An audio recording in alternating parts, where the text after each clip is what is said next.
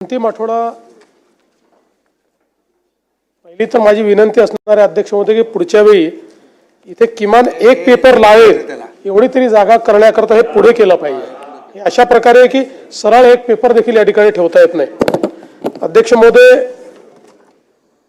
अंतिम आठवडा प्रस्तावाच्या चर्चेमध्ये सन्माननीय विजय वडेट्टीवारजी, संजय कुटेजी, सुनील प्रभुजी, मंगेश कुडाळकरजी, राजू खरेजी, हिरामण खोसकरजी, अबू आझमीजी, अमीन पटेलजी, अतुल भातकळकरजी, सिद्धार्थ खरातजी, विलास भुमरेजी, विजयसिंह पंडितजी, प्रवीण दटकेजी, अमित जनकजी, रवि राणाजी, बाबाजी काळे, राजकुमारजी बडोले, हेमंतजी ओगले, सचिनजी कल्याण शेट्टी, हारून खानजी, अब्दुल सत्तारजी, रईस शेखजी, सुलभाताई गायकवाड, मनीषाताई चौधरी, ज्योतिताई गायकवाड, श्वेताताई महाले, मंजुळाताई गावित, कैलास पाटीलजी, संजय मेश्रामजी, आनंद तिडकेजी, जयंत पाटीलजी, देवेंद्र कोठेजी, बाबूराव कोळीकरजी, उमेश यावलकरजी, रत्नाकर गुट्टेजी, चरणसिंग ठाकूरजी, महेश सावंतजी, प्रताप अडसडजी, रामदास मसरामजी, किशन वानखेडेजी, सुनील शेळकेजी, मुरजीभाई पटेल, देवराव भोंगळेजी, अनंत नरजी, प्रवीण स्वामीजी, संजय देरकरजी आणि अभिजित पाटीलजी अशा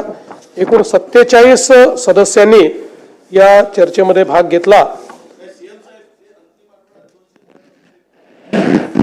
तसं मी 293 मॅक्झिमम गोष्टीची उत्तरं याच्यात येतातच आहे। त्यात काही सुटली तर फक्त मला असं वाटतं पाहू आपण। अच्छा, ती नावं त्यात टाकून घेऊ, काय अडचण नाही, हो ती करून घेऊ। अध्यक्ष महोदय, हे नवीन सरकार आल्यानंतर जवळपास आता 1 वर्षाचा कालावधी हा पूर्ण झालेला आहे आणि या 1 वर्षाच्या कालावधीमध्ये सरकारने जी काही आव्हानं आली त्या आव्हानांचा अतिशय समर्थपणे सामना केलाय। आम्ही महायुतीतले 3ही नेते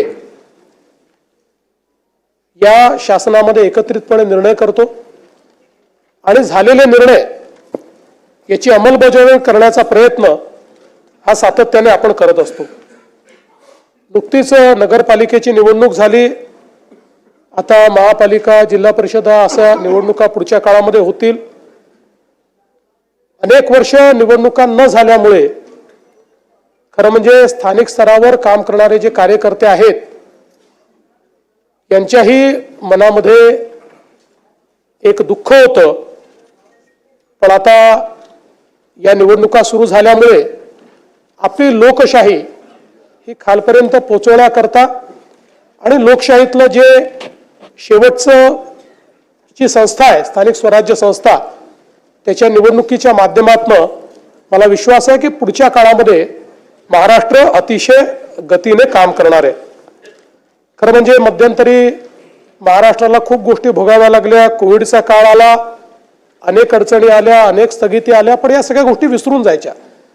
कारण आता आपण ठरवलंय महाराष्ट्र आता थांबणार नाहीये, महाराष्ट्र आपल्याला पुढेच न्यायचा आहे आणि म्हणून आपण बघा आमचा प्रयत्न सकारात्मकतेने पुढे जाण्याचा आहे। अगदी आता नगरपालिकेच्या निवडणुका देखील आपण बघितल्या, त्यातही आम्ही विकासाचाच अजेंडा मांडला। आम्ही कुठेही कोणावर टीका केली नाही, कुठलाही राजकीय विवाद त्या ठिकाणी केला नाही, कारण आता 2035चा अमृत महोत्सवी महाराष्ट्र हा घडवण्याच्या दिशेने आपल्याला वाटचाल करायची आहे आणि म्हणूनच याचं औचित्य साधून सभागृहातल्या दोन्ही बाजूच्या नेत्यांना माझी विनंती आहे की पुढचा काळ आपल्याकरता अत्यंत महत्त्वाचा आहे। अमृत महोत्सवाकडे जाताना रचनात्मक अशा प्रकारच्या कार्यातून आपण महाराष्ट्राला खूप वेगाने पुढे नेऊ शकतो। आपण विरोधी पक्ष आहे, सत्तारूढ पक्ष आहे, हे जरी असलं तरी आपण सगळेच महाराष्ट्राच्या हिताचा विचार करणारे लोक आहोत आणि म्हणून एकत्रितपणे महाराष्ट्राला पुढे नेण्याकरता काय करता येईल याचा विचार आपण केला पाहिजे आणि म्हणून मला सांगायचं आहे, अब आगे बढ़ चुका हूं मैं, अब आगे बढ़ चुका हूं मैं, पीना था जितना जहर पी चुका हूं मैं, अब पग नहीं रुकने वाले चल चुका हूं मैं, जितना पढ़ना था तुमको पढ़ चुका हूं मैं, अब और आगे बढ़ चुका हूं मैं. आणि म्हणून माझी विनंती आहे,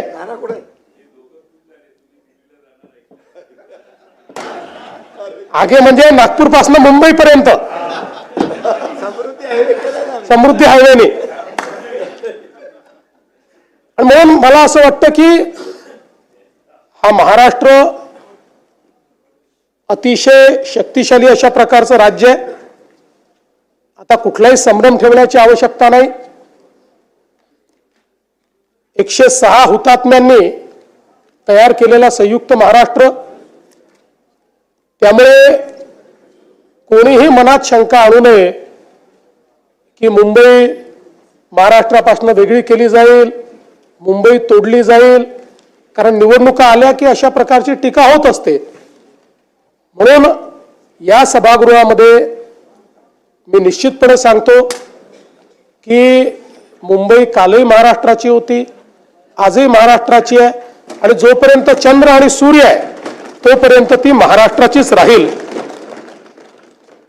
आणि आपले दैवत छत्रपती शिवरायांनी जो मार्ग आपल्याला दाखवला, भारतरत्न डॉक्टर बाबासाहेब आंबेडकरांनी जो मार्ग आपल्याला दाखवला, त्या संविधानाच्या मार्गाने आणि छत्रपती शिवरायांच्या तत्वानेच या ठिकाणी आपला महाराष्ट्र चालत राहील.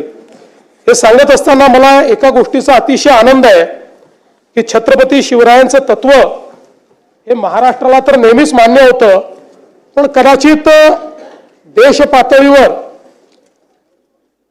अनेक संभ्रम त्या संदर्भात कदाचित होते.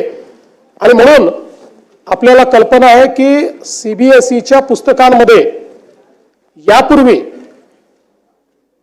मराठा साम्राज्यावर, हिंदवी स्वराज्यावर, छत्रपती शिवाजी महाराजांवर एक पॅराग्राफ होता आणि मुघलांचा इतिहास हा 17 पानं होता. पण आता हा इतिहास बदलला आहे आणि आता सीबीएसईने नवीन पुस्तकामध्ये या ठिकाणी छत्रपती शिवरायांचा आणि मराठा साम्राज्याचा 21 पानाचा इतिहास घेतलेला आहे. आपण पाहू शकतो द राईज ऑफ मराठाज इथपासनं 21 पानं हा संपूर्ण भारतातला जो सर्वात समृद्ध आणि शौर्याचा आणि स्वाधीनतेचा इतिहास आहे तो आता केंद्र सरकारने घेतलेला आहे. म्हणून त्यांचंही मी या ठिकाणी मनापासनं त्यांचे आभार मानतो. आणि अनेक लोकांनी शंकाही व्यक्त केली होती की आम्ही अनेक योजना सुरू केल्या, लाडकी बहीण योजना असेल, शेतकऱ्यांना मोफत विजेची योजना असेल. लोक म्हणायचे की निवडणुका झाल्या की या योजना बंद होतील. यातली कुठलीच योजना आम्ही बंद केलेली नाही. सर्व योजना सुरूच आहेत आणि पुढेही संपूर्ण 5 वर्ष आमच्या या सगळ्या योजना सुरूच राहतील हे देखील या ठिकाणी मी सांगतो. आता आपण महाराष्ट्राचं एक विजन डॉक्युमेंट तयार केलेलं आहे आणि या विजन डॉक्युमेंटमध्ये 2047चा विकसित महाराष्ट्र कसा असेल या संदर्भातलं प्रत्येक विभागाचा रोडमॅप आपण तयार केलाय. त्यात 3 टप्पे आपण केलेत. 2030चा पहिला टप्पा, 2035चा दुसरा टप्पा आणि 2047चा तिसरा टप्पा. आणि मला विश्वास आहे की 2029-30च्या दरम्यान देशातली पहिली $1 ट्रिलियन इकॉनॉमी ही महाराष्ट्र असेल. त्या दृष्टीनं या ठिकाणी आपलं कार्य चाललंय. बसा, खाली बसा.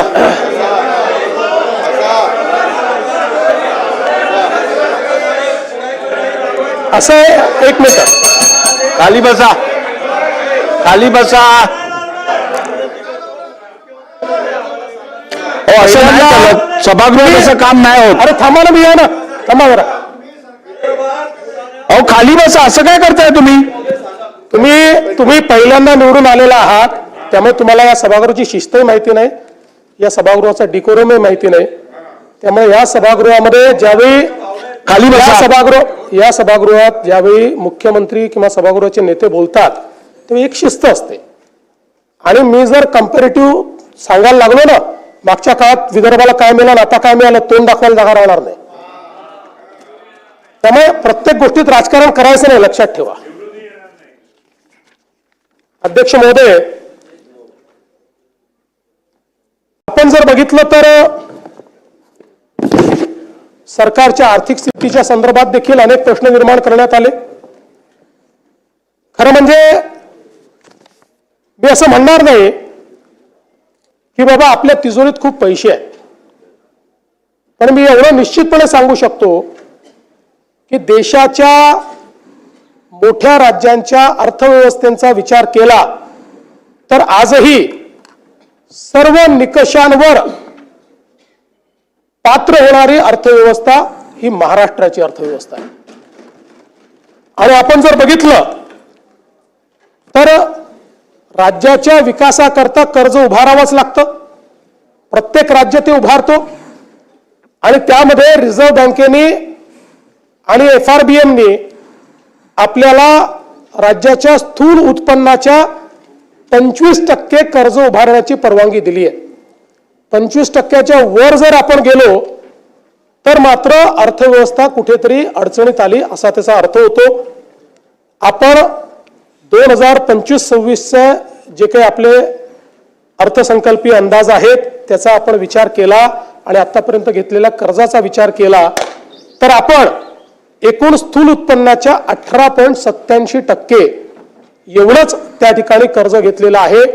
25%च्या मर्यादेपासून आपण पुष्कळ दूर आहोत. आणि एवढंच नाही तर देशामध्ये केवळ 3 राज्य आहेत की ज्या राज्यांचं हे दायित्व 20%च्या कमी आहेत. त्यातले गुजरात आहे, दुसरं ओरिसा आणि तिसरं आपलं महाराष्ट्र आहे. हे सांगताना मला अतिशय आनंद होतोय. दुसरं असं आहे की राजकोषीय उत्तरदायित्वाच्या अंतर्गत आपण राजकोषीय तूट फिस्कल डेफिसिट हे 3%च्या आतमध्ये ठेवणं गरजेचं आहे. आपण लाडकी बहीण योजना आणि शेतकऱ्यांचे त्या ठिकाणी पैसे देऊन देखील आपलं फिस्कल डेफिसिट 3%च्या आतच आपण ठेवलेलं आहे. आणि याही वर्षी आता चालू जे वर्ष आहे ते संपता ते फिस्कल डेफिसिट 3%च्या आतच ठेवण्यात आपल्याला यश येईल हा मला पूर्णपणे त्या ठिकाणी विश्वास आहे. सरत्या वर्षामध्ये आपण ते 2.76% इथपर्यंतच मर्यादित ठेवलं. त्यामुळे हा जो दुसराही निकष आहे त्याही निकषावर आपली अर्थव्यवस्था ही अजून कुठेही दिवाळखोरीकडे चाललेली नाही. यासोबत आपण जर विचार केला तर महसुली जमेशी व्याजाची जी काही प्रदानाची टक्केवारी आहे ती टक्केवारी आपण जर त्या ठिकाणी बघितली तर आता ते 11.53% दिसते आहे. पण मागच्या वर्षीचे जे ऑडिटेड आपल्याकडे स्टेटमेंट्स आले आहेत त्यातील 9.38% एवढीच आहे. त्यामुळे याही निकषावर आपण निश्चितपणे कुठेही मागे पडलेलो नाही. आणि हे सगळं करत असताना कदाचित एक आपल्या मनात येऊ शकतं की राज्याने भांडवली गुंतवणूक कमी केली आहे का, तर मला सांगताना यातही आनंद वाटतो. केंद्र सरकारने घालून दिलेल्या निकषापेक्षा जास्त भांडवली गुंतवणूक ही महाराष्ट्राने केलेली आहे. त्यामुळे त्याही बाबतीत कुठलेही कॉम्प्रोमाइज आपण केलेलं नाही. एवढंच नाही तर राजकोषीय उत्तरदायित्व विधेयकाच्या जे काही कलम 9 आहे, नियम 9, त्याचे जे काही मानकं आहेत या संदर्भात जे आपल्याला बजेट एस्टिमेटचे मंथली सिव्हिल अकाउंट्स तयार करावे लागतात, CAGच्या माध्यमातून जे तपासले जातात, यातही आपण ऋणेतर जमा रक्कमा अर्थसंकल्पीय अंदाजाच्या 40% पेक्षा जास्त अट पूर्ण केली. राजकोषीय तूट अर्थसंकल्पीय अंदाजाच्या 45% पेक्षा कमी अट पूर्ण केली. आणि महसुली तूट अर्थसंकल्पीय अंदाजाच्या 45% पेक्षा कमी ही पण अट आपण पूर्ण केलेली आहे. त्यामुळे CAGने घालून दिलेल्या ज्या तिन्ही अटी आहेत त्या त्यांच्या रिपोर्टमध्ये देखील आल्या आहेत, त्या देखील आपण या ठिकाणी पूर्ण केली आहे. यासोबत महाराष्ट्र हा गुंतवणुकीतही खूप पुढे चाललेला आहे. अनेक लोक म्हणतात तुम्ही MOU करता, त्या MOUचं नेमकं काय होतं. डावोसमध्ये आपण बघितलं तर मागच्या वर्षी जवळपास आपण जी काही गुंतवणूक केली ती 15,72,654 कोटी होती. यापैकी 5,89,631 कोटी ही विदर्भामध्ये होती. 43,810 कोटी ही मराठवाड्यात होती आणि 3,58,349 कोटी ही पश्चिम महाराष्ट्रात होती आणि त्यात कोकणामध्ये 2,23,632 कोटी एवढी गुंतवणूक आपण त्या ठिकाणी केली. आणि आपण जर 2022 ते 2025 या 4 वर्षाचा विचार केला, या 3 वर्षाचा विचार केला, तर म्हणजे शिंदे साहेब जेव्हा मुख्यमंत्री झाले तेव्हापासून तर आतापर्यंतचा आपण विचार केला तर डावोसची गुंतवणूक 17,57,801 कोटी रुपयाची आहे. आणि यामध्ये जे सामंजस्य करार झाले त्यातल्या सामंजस्य करारापैकी त्याची एकत्रित जी काही अंमलबजावणी झालेली आहे त्याचं प्रमाण 75% आहे. त्यातल्या पहिल्या 2 वर्षाचं आता 90% पोहोचलं आहे आणि शेवटच्या वर्षाचंही आता त्या दिशेने चाललेलं आहे. त्यामुळे केवळ एमओयू नाहीत तर ते एमओयू अंमलबजावणीत येत आहेत हे देखील या ठिकाणी मला सांगितलं पाहिजे. यासोबत नुसतं आपण डावोसच्या इन्व्हेस्टमेंटवर त्या ठिकाणी बोलत नाही, त्याच्या व्यतिरिक्त सामूहिक प्रोत्साहन योजनेच्या अंतर्गत आपण जी इन्व्हेस्टमेंट आणतो त्याचा जर आपण विचार केला तर तीही इन्व्हेस्टमेंट जवळपास 13,75,729 कोटी झालेली आहे आणि यातून 7,11,259 एवढ्या रोजगाराची निर्मिती होणार आहे. एफडीआयचा आपण विचार केला, थेट परदेशी गुंतवणूक, त्यातही महाराष्ट्र नंबर 1 आहे. आपण बघितलं असेल तर 24-25 मध्ये विक्रमी 1,64,775 कोटी रुपयाची परदेशी गुंतवणूक आपल्याकडे आली. आपल्या नंतरचे 3 राज्य हे एकत्रित केले तरीही आपली परदेशी गुंतवणूक जास्त आहे. ही महाराष्ट्राची स्ट्रेंथ आहे. आता 25-26 मध्येही आपण अजूनपर्यंत वर्ष संपायचं, 2 क्वार्टर झाले आहेत, आपण पहिल्या क्रमांकावरच आहोत.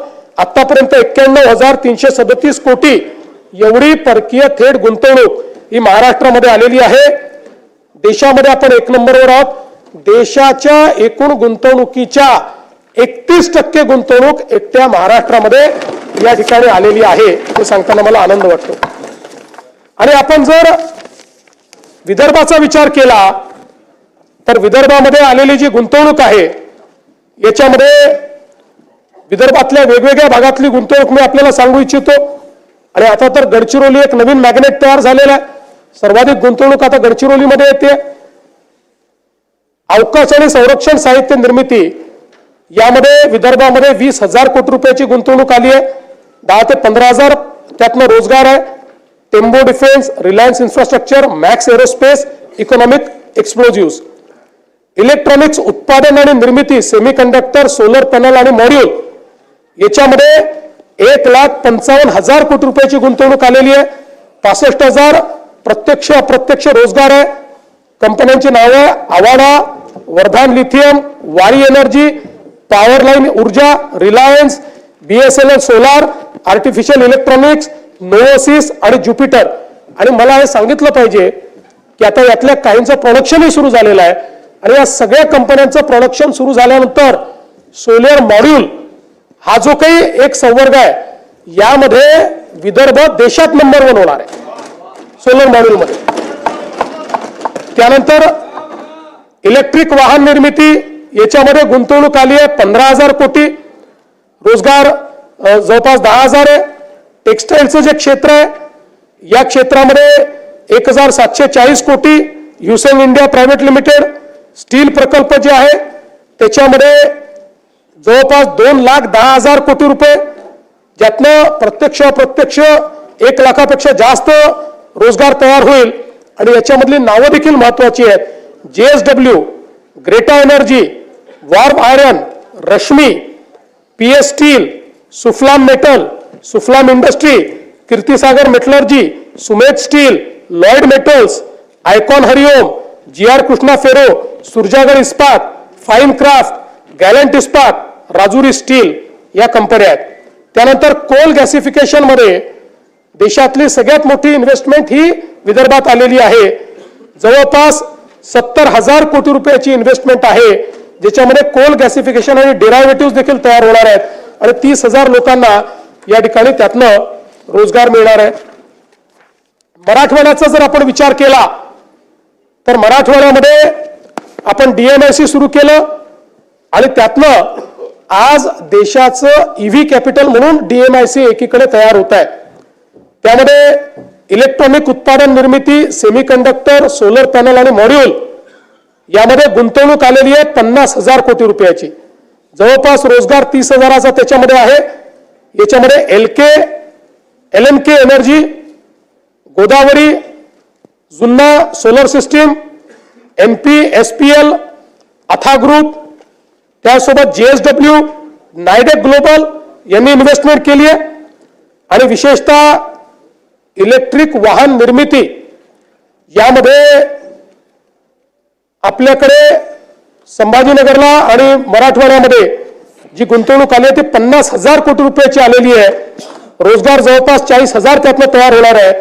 आणि सगळ्यात महत्वाचं याच्यामध्ये टोयोटा असेल, स्कोडा असेल, एथर असेल आणि गोगोरो असेल, या अतिशय जगातल्या सगळ्यात मोठे जे ब्रँड्स आहेत ते आपल्या मराठवाड्यामध्ये आता या ठिकाणी आलेले आहेत. स्टील प्रकल्पामध्येही 5,000 कोटीची गुंतवणूक मराठवाड्यात आली आहे, ज्यामध्ये Bhagyalakshmi, rolling mills, Meta rolls, Vasudha, Kalika steel, SRJ PTA आणि यासोबत कृषी क्षेत्रातही या ठिकाणी जवळपास 2,500 कोटी रुपयाची गुंतवणूक ही आलेली आहे, ज्याच्यामध्ये DDN, FCA, फायटोमॅक्स, येडेश्वरी, कीर्ती ऑइल अशा प्रकारचे वेगवेगळे जे उद्योग आहेत.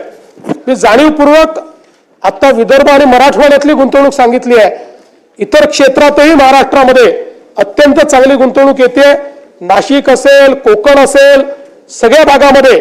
पुणे तर पहिलेपासून आपलं इंडस्ट्रीचं मॅग्नेट आहे, पण आता पुण्याच्या पलीकडे साताऱ्याला, कोल्हापूरला देखील मोठ्या प्रमाणात मागणी येते आहे. हे देखील सांगताना मला अतिशय आनंद होतोय. बिहारमध्ये रोजगार आला नाही असं देखील काही लोकांनी त्या ठिकाणी सांगितलं. मला हे सांगितलं पाहिजे की मिहानमध्ये 31 कंपन्या कार्यरत आहेत, 22 नवीन कंपन्या सुरू होत आहेत. आणि मिहान हे देशातलं एक असं सेंटर आता झालेलं आहे की IT क्षेत्रातले जे बिग 6 आहेत ते सगळेच्या सगळे एका वेळी आपल्याला कुठल्याही मोठ्या शहरात त्यातले 2 दिसतील, 3 दिसतील, 4 दिसतील, 6च्या 6 आज त्या ठिकाणी मिहानमध्ये आहेत. आणि मिहानमध्ये आपल्याला या ठिकाणी अप्रत्यक्ष आणि प्रत्यक्ष जो रोजगार आहे हा आता 1,27,225 लोकांना प्राप्त झालेला आहे. त्यामुळे आणि आता विमानतळाचा विस्तार सुरू झालेला आहे. विमानतळाचा विस्तार पूर्ण झाल्यानंतर या ठिकाणी मोठ्या प्रमाणात जो काही बदल आहे तो होईल. आणि मग रोजगाराचं सांगत असताना हे देखील सांगितलं पाहिजे की महाराष्ट्रामध्ये आमचं महायुतीचं सरकार आल्यानंतर शिंदे साहेबांच्या नेतृत्वात आम्ही महाभरती हा उपक्रम सुरू केला होता. आणि आता या 3 वर्षामध्ये महाराष्ट्रामध्ये 1,20,000 सरकारी नोकऱ्या आपण दिलेल्या आहेत. आणि पुढच्या 2 वर्षात तेवढ्याच अजून नोकऱ्या या महाराष्ट्रामध्ये आपण देण्याचा निर्णय केलेला आहे. एक प्रकारे महाराष्ट्राच्या इतिहासातली आतापर्यंतची सगळ्यात मोठी भरती ही या राज्यामध्ये करण्याचं काम आपण केलंय. शेतकऱ्यांच्या संदर्भात देखील या ठिकाणी विषय आला की तुम्ही अनाऊन्स केले, पैसे मिळाले नाहीत, पैसे दिले नाहीत.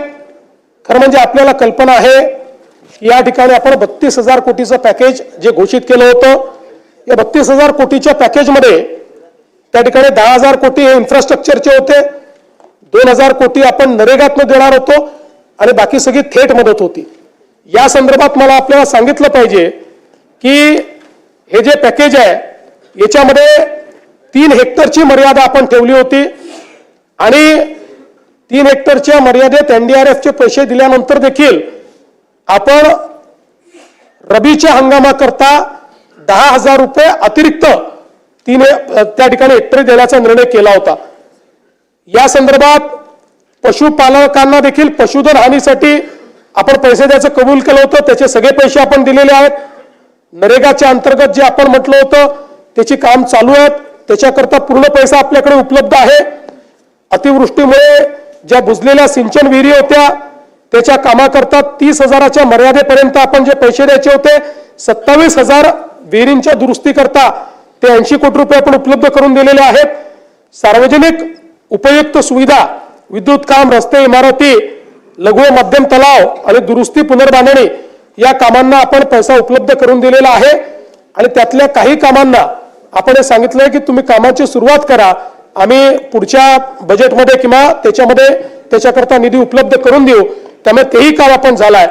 आणि सगळ्यात महत्वाचं की जे आपण शेती पिकाच्या नुकसानाकरता, शेतजमिनीच्या नुकसानाकरता जे पैसे दिले होते आणि बी बियाणाकरता जे पैसे दिले होते त्या संदर्भात 2 GR आपण काढले होते. एक पहिला GR आपण काढला होता 10,516 कोटीचा, दुसरा आपण त्या ठिकाणी GR काढला होता 9,611 कोटीचा. यापैकी आता थेट जी मदत आहे ती जवळपास 15,007 कोटी रुपये हे शेतकऱ्यांच्या प्रत्यक्ष खात्यामध्ये गेलेले आहेत. आणि आकड्यामध्ये सांगायचं झालं तर पिकाचे पैसे 92 लाख शेतकऱ्यांच्या खात्यामध्ये गेलेले आहेत. आणि इथे सांगण्यात आलं की 10,000 रुपयाची घोषणा केली पण ते गेले नाहीत. ते 10,000 रुपये 91 लाख शेतकऱ्यांच्या खात्यामध्ये गेलेले आहेत. त्यामुळे या ठिकाणी ही जी काही मदत आपण केली होती त्या मदतीच्या अनुषंगाने निश्चितपणे आपण सगळी कारवाई जी आहे ती पूर्ण केली आहे. यासोबत राज्यामध्ये कापूस खरेदीच्या संदर्भात देखील एक प्रश्न निर्माण झाला होता. विशेषतः यावर्षी CCIने पहिल्यांदाच उत्पादकतेवर आधारित कापूस खरेदी करण्याचा निर्णय घेतला.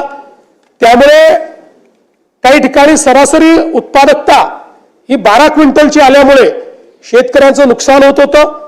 त्या संदर्भात आपण केंद्र सरकारलाही विनंती केली आणि केंद्र सरकारशी आपण त्या ठिकाणी चर्चा करून हा निर्णय केला की उत्पादकता पकडत असताना जी उत्पादकतेतली पहिली 3 जिल्हे आहेत त्या जिल्ह्याची जी सर्वाधिक उत्पादकता आहे त्याला सरासरी उत्पादकता पकडावी आणि त्या संदर्भातला निर्णय राज्य सरकारने घेतला.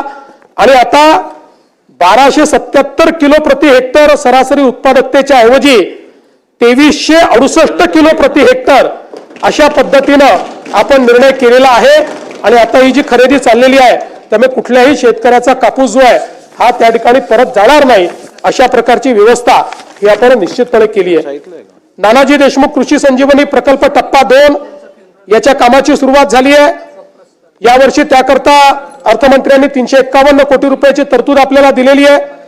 आणि त्यातनं मोठ्या प्रमाणात विदर्भ आणि मराठवाडा या 2 विभागातल्या शेतकऱ्यांकरता ही कृषी संजीवनीची योजना एक प्रकारे गेम चेंजिंग योजनेच्या पहिल्या टप्प्यातली गावं ही आपल्याला तिथे झालेलं ट्रान्सफॉर्मेशन पाहायला मिळत आहे. आणि म्हणून आता दुसरा टप्पा चालू झालेला आहे. आणि यातनं 3,000 गावांमध्ये शेतीशाळा घेऊन जवळपास 1300 गावात महिला शेतीशाळा घेण्यात आली. आणि जवळपास 1,44,000 जे वैयक्तिक शेतकऱ्यांनी अर्ज वेगवेगळ्या योजनांकरता दिले होते त्यालाही पूर्णपणे मान्यता ही देण्यात आलेली आहे. जवळपास 4,926 ग्रामपंचायतीमधल्या सरपंचांचं प्रशिक्षण करून आणि 6,332 कृषीताईंची निवड करून आपण 5,831 गावाचं सूक्ष्म नियोजन आराखड्याची प्रक्रिया पूर्ण केली आहे. आणि त्याला वर्ल्ड बँकेच्या माध्यमातून आपण या योजनेतून पैसा देतोय. माननीय बाळासाहेब ठाकरे कृषी व्यवसाय व ग्रामीण परिवर्तन प्रकल्प स्मार्ट या स्मार्ट प्रकल्पामध्ये 10,000 गावांमध्ये आपण त्या ठिकाणी ऍग्री बिझनेस हा विषय हातामध्ये घेतलेला आहे. आणि त्यातनं त्या ठिकाणी जी काही कृषीची व्हॅल्यू चेन तयार करायची आहे, मूल्य साखळी तयार करायची आहे त्याचा प्रयत्न आपण करतो. 7.5 लाख शेतकऱ्यांना याचा फायदा होणार आहे. आणि या अंतर्गत मायक्रो प्रोसेसिंग असेल, गोदाम असेल, प्रक्रिया उद्योग असेल, मिल्स असतील, अवजार बँक असतील. आणि मला सांगताना आनंद वाटतो की एकीकडे हा प्रकल्प आहे जागतिक बँकेचा आणि दुसरीकडे मॅग्नेट प्रकल्प आहे की ज्याच्यामध्ये आपण ऍग्री बिझनेसचा दुसरा प्रकल्प आहे ज्यात FPO ला आपण ट्रेनिंग देतोय. याचा परिणाम असा आहे की मध्यंतरीच्या काळात आम्ही काही FPOची इंटरॅक्शन केलं, त्यातल्या एका FPOने आता जवळपास 100 कोटीची उलाढाल ही त्या ठिकाणी पूर्ण केलेली आहे. आणि म्हणून मायक्रो प्रोसेसिंगमध्ये आता मोठ्या प्रमाणात हे कार्य देखील आपल्या राज्यात चाललेलं आहे. हे सगळं करत असताना आमच्या शेतकऱ्यांना त्या ठिकाणी मोफत वीज देण्याचा आपण निर्णय केला होता. मला सांगताना आनंद वाटतो की आपण राज्याच्या या योजनेकरता 26,681 कोटी रुपये हे खर्च करतो आहोत आणि शेतकऱ्यांना मोफत वीज देतो आहोत.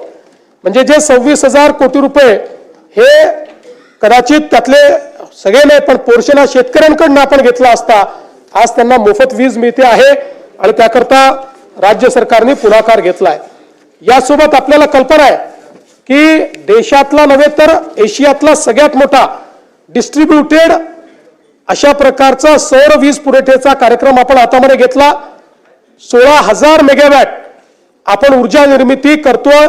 महाराष्ट्र पहिलं राज्य आहे. शेतकऱ्यांकरता वेगळी त्या ठिकाणी वीज पुरवठा कंपनी आपण तयार केलेली आहे. या कंपनीच्या अंतर्गत 16,000 मेगावॅट सौर ऊर्जा आपण निर्मित करतो आणि मला सांगताना आनंद वाटतो की याच्यामध्ये आतापर्यंत जवळपास 3,000 मेगावॅट तर पूर्ण झालेली आहे आणि वेगवेगळ्या स्टेजला असलेल्या ज्या काही आपल्या योजना आहेत त्याचा विचार केला तर यामध्ये या 16,000 मेगावॅट पैकी किमान 12 ते 13,000 मेगावॅट वीज ही आपण 2026च्या डिसेंबर पर्यंत त्या ठिकाणी तयार करू शकू. खरं तर पूर्ण 16,000 झाली असती पण मॉड्यूल्सच्या शॉर्टेजमुळे काही आपल्याला कालावधी त्या ठिकाणी लागतोय आणि जवळपास हे सगळे प्रकल्प जे आहेत यामुळे मोठ्या प्रमाणात फायदा होणार आहे. खरं तर यासोबत आपण जर बघितलं तर यातनं फायदा काय आहे? यातनं शेतकऱ्याला दिवसा वीज मिळणार आहे. वीज खरेदीमध्ये जो काही आपल्या वीज कंपनीला तर 8 रुपयांनी वीज खरेदी करावी लागायची आणि 8 रुपयांनी वीज खरेदी केल्यानंतर आपण ₹1.25 ₹1.5 घ्यायचो. आता तोही घेत नाही आपण. आता त्या खरेदीमध्ये आपल्या वीज वितरण कंपनीलाही 10,000 कोटी रुपयाची बचत होणार आहे. एटीएनसी लॉसेस कमी होणार आहेत. शासनाची जी सबसिडी आहे क्रॉस सबसिडीतली त्याचं 5,500 कोटी रुपयाचं दादा त्याचंही बचत होणार आहे आणि सगळ्यात महत्वाचं कार्बन उत्सर्जनामध्ये मोठ्या प्रमाणात कपात होणार आहे. मी सहज एक थंब रूल पाहत होतो की 16,000 मेगावॅट कोळशाची जी ऊर्जा आहे या ऊर्जेनं जेवढं CO2 एमिशन होतं ते एमिशन जर आपल्याला मिटिगेट करायचं असेल तर किती झाडं लागतील? ते जर आपल्याला करायचं असेल 250 कोटी झाडं लावावी लागतील. आता या सौर ऊर्जेच्या कार्यक्रमामुळे 16,000 मेगावॅट जर आपण वीज तयार केली तर 250 कोटी झाडांचं मिटिगेशन हे आपण या योजनेच्या माध्यमातून करतोय. म्हणजे वेगळ्या पद्धतीनं 250 कोटी झाडं लावले असं आपण त्या ठिकाणी क्लेम करू शकतो. हा तर तिथे लावणारच आहोत.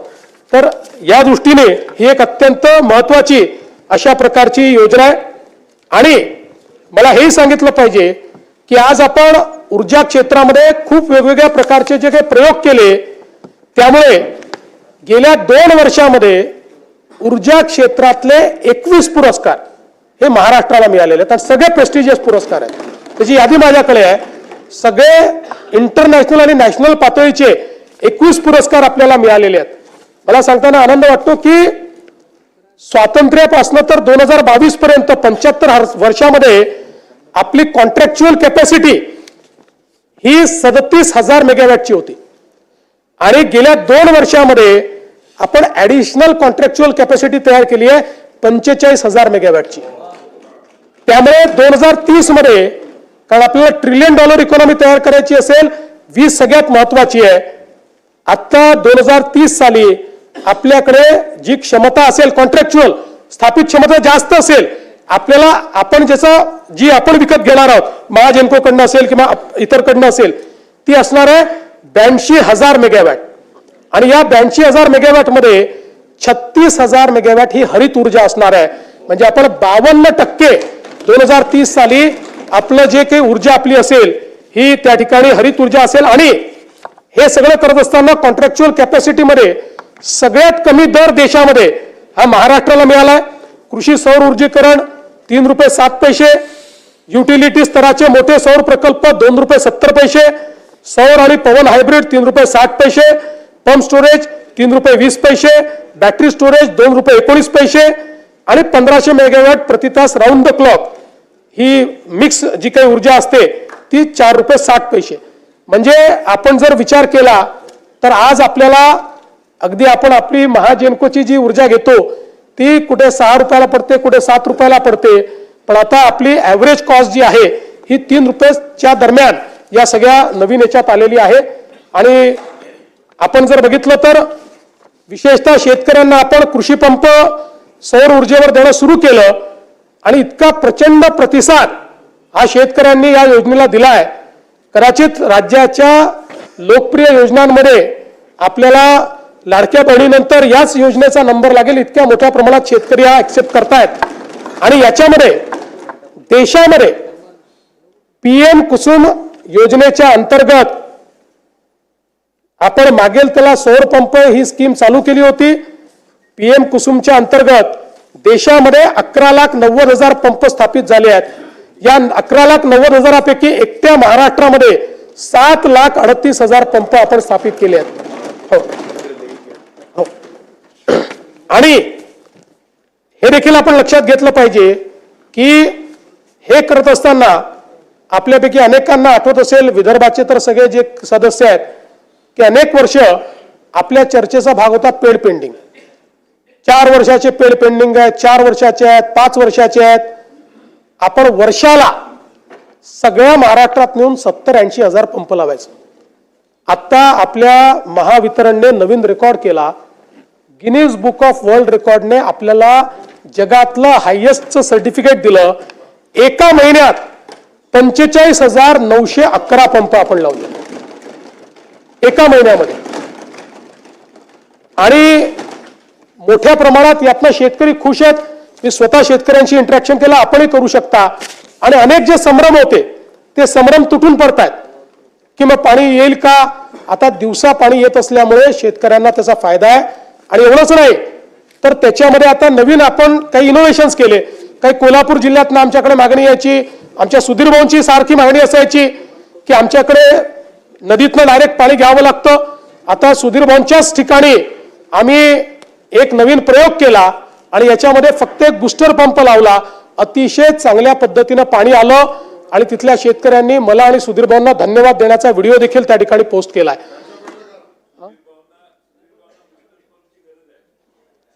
सुधीर भाऊ स्वतःच एक बूस्टर पंप आहे. अध्यक्ष महोदय, खरं म्हणजे अनेक गोष्टी या ठिकाणी सांगता येतील, पण एक महत्वाची गोष्ट मात्र मला या निमित्ताने सांगितली पाहिजे की महाराष्ट्र एक अजून नवीन रेकॉर्ड हा या ठिकाणी करतो आहे आणि तो म्हणजे पंप स्टोरेजच्या संदर्भात. आपल्याला माहिती आहे पंप स्टोरेज एक अशी योजना आहे की ज्याच्यामध्ये मोठ्या प्रमाणात आपण काम करून राहिलो. पंप स्टोरेजमुळे रिन्युएबल एनर्जी आपल्याला मिळते आणि पंप स्टोरेजचा दुसरा फायदा असा आहे की त्या माध्यमातून आपण कधी ऑन आणि ऑफ करू शकतो. आपला जो कोळशाचा प्रोजेक्ट आहे हा आपल्याला त्या ठिकाणी ऑन ऑफ करता येत नाही, पण हा मात्र आपण लगेच ऑन आणि ऑफ करू शकतो. जगामध्ये अशी मान्यता आहे की जर ग्रीड स्टॅबिलाइज करायची असेल तर त्या ग्रीडमध्ये 25% हे पंप स्टोरेज आलं पाहिजे. आपल्या असं लक्षात आलं की महाराष्ट्र हा वेस्टर्न घाटमुळे एक असं राज्य आहे की ज्या ठिकाणी पंप स्टोरेजची खूप मोठी क्षमता आहे आणि त्यासोबत देशातले सर्वात जास्त मोठे प्रकल्प डॅम्स हे महाराष्ट्रात आहे. ते लिव्हरेज करून आपण एक नवीन पंप स्टोरेजची पॉलिसी आणली. मला सांगताना आनंद वाटतो की आपण महाराष्ट्राचीच ग्रीड नाही, देशाची ग्रीड स्टॅबिलाइज करण्याकरता यातनं आता आपण उत्पादन करणार आहे. आतापर्यंत महाराष्ट्रामध्ये 76,000 मेगावॅटचे पंप स्टोरेजचे आपण त्या ठिकाणी करार केलेले आहेत आणि हे सगळे करार वेगवेगळ्या स्टेजला आहेत. आपल्याला यातलं 5,000 ते 7,000 मेगावॅटच वीज लागणार आहे ती आपण विकत घेण्याचा करार केला. ते ऍडव्हान्स स्टेजमध्ये गेलेला आहे. उर्वरित नॅशनल ग्रीडला आपण ते पॉवर देऊ आणि मी आपल्याला दाव्याने सांगतो की पुढच्या 6 महिन्यामध्ये 1,00,000 मेगावॅट पंप स्टोरेजचे आपले सगळे करार होतील आणि देशामध्ये जसं गुजरात आणि राजस्थानने त्यांच्याकडे रेगिस्तान असल्यामुळे त्या ठिकाणी 50,000 मेगावॅट 40,000 मेगावॅटचे सोलर केले, तसं 1,00,000 मेगावॅटचा आपण 24/7 चालू शकेल अशा पद्धतीचे हे या ठिकाणी करणार आहोत. आणि हे करत असताना आपण विजेचे दर देखील आता कमी केले आहेत. त्याची आता माहिती देऊन मी आपला अधिक वेळ घेत नाही, पण या संदर्भातही पुढचे 5 वर्ष गेले 15-20 वर्ष जवळपास आपले विजेचे दर हे दरवर्षी 9% वाढायचे, दरवर्षी 9%. आता पुढचे 5 वर्ष दरवर्षी 2% कमी होणार आहेत. आणि आपल्याला कधी कधी असं ऐकायला मिळतं की या महिन्यात आमचं बिल वाढून आलं, तर त्याच्यामध्ये एक आपल्याला स्पष्टीकरण देऊ इच्छितो की आपलं जे फ्युएल समायोजन आहे हे पूर्वी वर्षाच्या शेवटी व्हायचं. आता MERCने निर्णय दिलाय की ते त्या महिन्यातच करायचं. आणि म्हणून आपण जर विचार केला तर जुलैमध्ये 30 पैशांनी आपलं बिल कमी झालं, ऑगस्टमध्ये 40 पैशांनी बिल वाढलं, मग पुन्हा मध्यंतरी 1 महिन्यात ते कमी झालं. त्यामुळे त्या महिन्यातच समायोजन होतं. बिल जेव्हा कमी होतं त्यावेळेस कोणीच म्हणत नाही, कोणाच्या नजरेतही येत नाही, पण वाढलं 10-20 पैसे तर ते नजरेत ते साहजिक आहे. अध्यक्ष महोदय, या निमित्ताने कर्जमाफीच्या संदर्भातला मुद्दा देखील या ठिकाणी आला आणि राज्य सरकारने हे कमिटमेंट केलेलं आहे. हे खरं आहे की आता आपल्यावर जो काही अतिवृष्टीचा ताण आला त्यामुळे थोडंसं बजेट आपलं अडचणीत आहे. या सगळ्या गोष्टी असल्या तरी शेतकऱ्यांना कर्जमाफी द्यायची या संदर्भात आपण निर्णय हा घोषित केलेला आहे. त्या संदर्भात एक समिती आपण तयार केली आहे की कुठल्याही परिस्थितीत कर्जमाफीचा फायदा हा शेतकऱ्याला झाला पाहिजे, तो बँकांना होऊ नये. आणि कर्जमाफी झाल्यानंतर आपण बघा, आता एक प्रकारे ही परिस्थिती पण कुठेतरी विचारणीय आहे की आपण 17ला कर्जमाफी केली, आपण 20ला कर्जमाफी केली, तरीही आपला शेतकरी हा आज कर्जमाफी मागतोय. याचा अर्थ कुठेतरी आपल्या नियोजनात अडचण आहे, आपल्या कर्जमाफीतही आणि आपल्या एकूण शेतकऱ्याच्या परिस्थितीतही आहे. आणि म्हणून एकदम याच्यावर उपाययोजना येणार नाही, पण हळूहळू टप्प्याटप्प्यानं काय उपाययोजना करता येतील आणि मग त्या उपाययोजनेतला एक भाग म्हणून कर्जमाफी, अशा पद्धतीनं ही समिती काम करते. आणि आपण ज्याप्रमाणे घोषित केलं आहे की 1 जुलैपर्यंत आपण ही जी काही कर्जमाफीची आपली योजना काय असेल या योजनेच्या संदर्भातले सगळी घोषणा आपण त्या ठिकाणी करू, हे देखील या निमित्ताने या सभागृहाला मी सांगू इच्छितो. राज्यातल्या सिंचनाच्या संदर्भात देखील मला सांगितलं पाहिजे. विशेषतः सिंचनाच्या अनुशेषाच्या संदर्भात आपण वर्षानुवर्ष चर्चा करतोय. साधारणपणे ज्यावेळेस इंडिकेटर बॅकलॉग समितीने विदर्भ आणि मराठवाड्याचा सिंचनाचा अनुशेष काढला होता त्यावेळी तो 13,83,000 हेक्टरचा होता. 13,83,000 हेक्टरचा. आता या 13,83,000 हेक्टर पैकी 13,34,000 हेक्टरचा अनुशेष संपवलेला आहे. आता फक्त 50,000 एकराचा 49,000 एकराचा राहिला आहे, 49,000. आणि तो कुठे राहिलाय?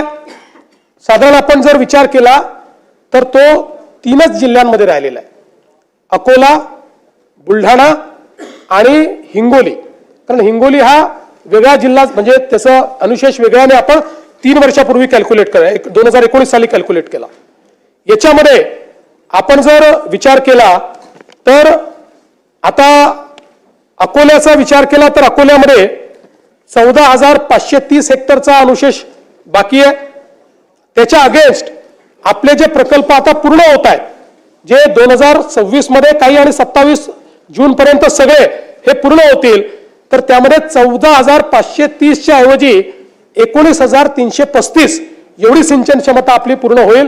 त्यामुळे अकोल्याचा संपूर्ण अनुशेष हा त्या ठिकाणी संपवून त्याच्यापेक्षा जास्त आपण सिंचन क्षमता निर्माण करतो. आणि बुलढाण्याचा जो अनुशेष आहे तो 29,000 हेक्टरचा आहे.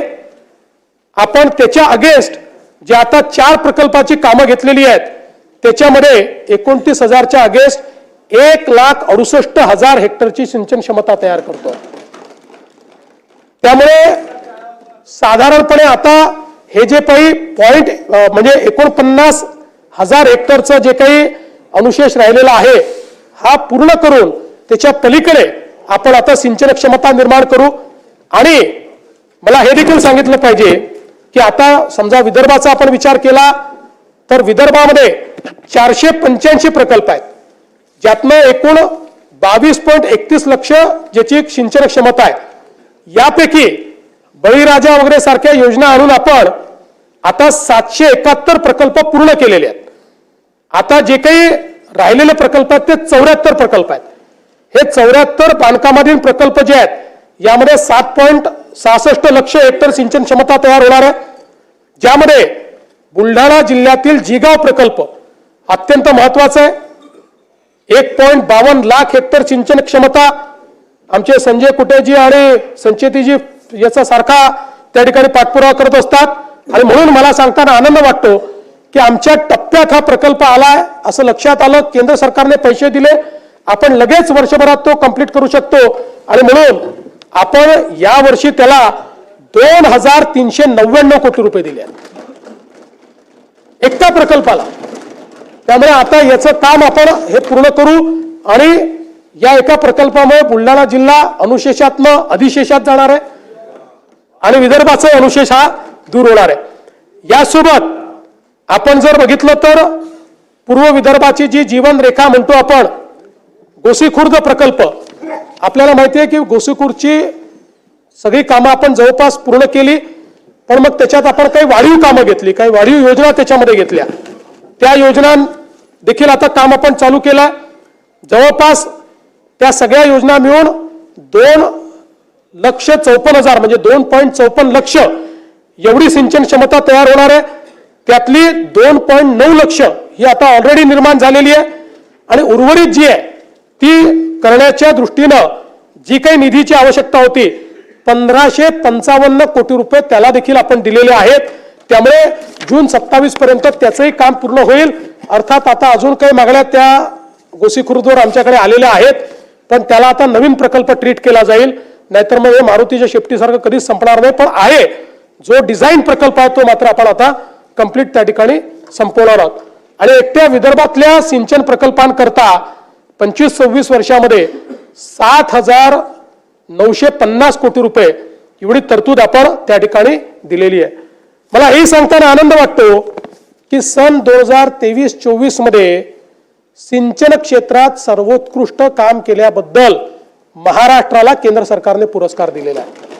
आमचे विखे पाटील साहेब आणि विखे पाटील साहेब गेले होते तिथे तो पुरस्कार घेण्याकरता, आणि हा सर्वोच्च पुरस्कार आहे देशातला सिंचनाचा, तो महाराष्ट्राला मिळालाय. यासोबत विदर्भाचं भाग्य बदलणारा जो आमचा वैनगंगा नळगंगा प्रकल्प आहे, ज्यातनं 4,04,000 हेक्टर जमीन ओलिताखाली म्हणजे जवळपास 10,26,000 एकर जमीन ही ओलिताखाली येणार आहे. या प्रकल्पाच्या सगळ्या मान्यता आम्ही फायनल केलेल्या आहेत.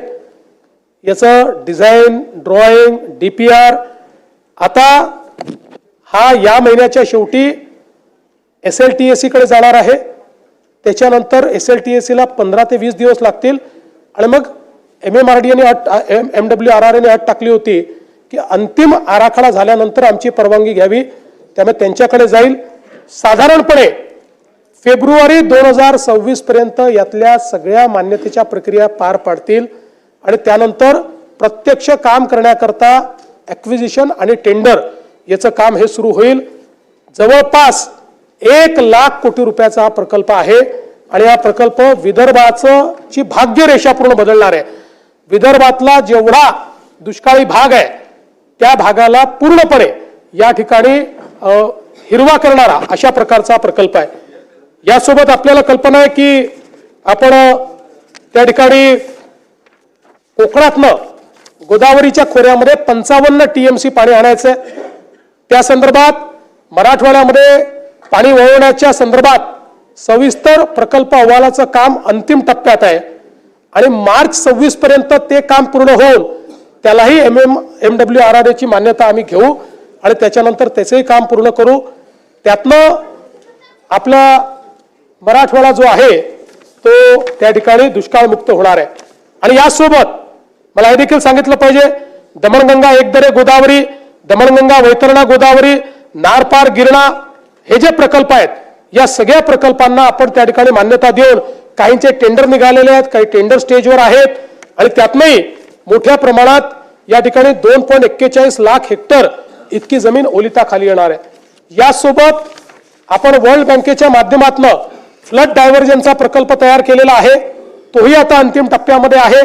त्यातला पहिला जो पोर्शन आहे त्याचं टेंडरही निघालाय, दुसऱ्या पोर्शनचं अजून फायनल डिझाईन तयार होत आहे, ज्यामध्ये जवळपास कोल्हापूर आणि सांगली इथलं जे फ्लडचं पाणी आहे, हे फ्लडचं पाणी आपण डायव्हर्ट करणार आहोत। आणि आपल्याला ऐकून आश्चर्य वाटेल, वर्ल्ड बँकेच्या सिम्युलेशन स्टडीमध्ये असं लक्षात आलं, दरवर्षी फ्लडचं वाहून जाणारं पाणी हे 100 TMC आहे। 100 TMC पाणी वाहून जातं, त्यातलं 30-35 TMC आपण त्यातलं डायव्हर्ट करू शकतो। ते डायव्हर्ट करून उजनीपर्यंत आणायचं। पश्चिम महाराष्ट्रातले जे काही दुष्काळी तालुके आहेत आणि उजनीतनं पुन्हा मराठवाड्यातले लगतचे जे तालुके आणि जिल्हे आहेत त्याच्यामध्ये पाणी न्यायचं, अशा प्रकारचा हा फ्लड डायव्हर्जनचा प्रोजेक्ट आहे। वर्ल्ड बँकेने याला सगळ्या प्रकारची मान्यता दिली आहे, त्याला निधी देखील वर्ल्ड बँक देतोय। आणि यामुळे मला असं वाटतं की पुढच्या काळामध्ये हे सगळे प्रकल्प, आणि मी असं म्हणत नाही, हे जनरेशनल प्रकल्प आहेत, यातल्या काही प्रकल्पांना 7 वर्ष लागतील, काहींना 8 वर्ष लागतील, पण हे प्रकल्प झाल्यानंतर दुष्काळ हा महाराष्ट्रामध्ये भूतकाळ होईल आणि विदर्भ मराठवाड्यातला दुष्काळ हा नेहमीकरता संपुष्टात येईल। अशा प्रकारचं एक ट्रान्सफॉर्मेशनल काम हे आपण या ठिकाणी केलेलं आहे। खरं म्हणजे आपण जर बघितलं तर विशेषतः हे सरकार जे आहे हे, आणि 2014 पासूनच आपण एक नेहमी प्रयत्न केला की कुठल्याही परिस्थितीमध्ये निधी वाटपामध्ये असमतोल येऊ नये, विदर्भ मराठवाड्यावर अन्याय होऊ नये।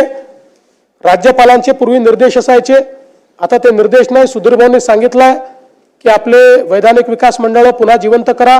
आपला प्रस्ताव केंद्रात गेलाय, आम्ही पाठपुरावा करतोय, ते जिवंत करू। पण सुधीर भाऊ, ते मंडळ नाही म्हणून तुम्ही अर्थमंत्री होतात, तुम्ही कधी अन्याय होऊ दिला नाही, दादांनी अन्याय होऊ दिला नाही। त्या सूत्राप्रमाणे जे पैसे मिळाले पाहिजे त्याच्यापेक्षा तसोभर जास्तच पैसे हे विदर्भ मराठवाड्याला आपण दिले।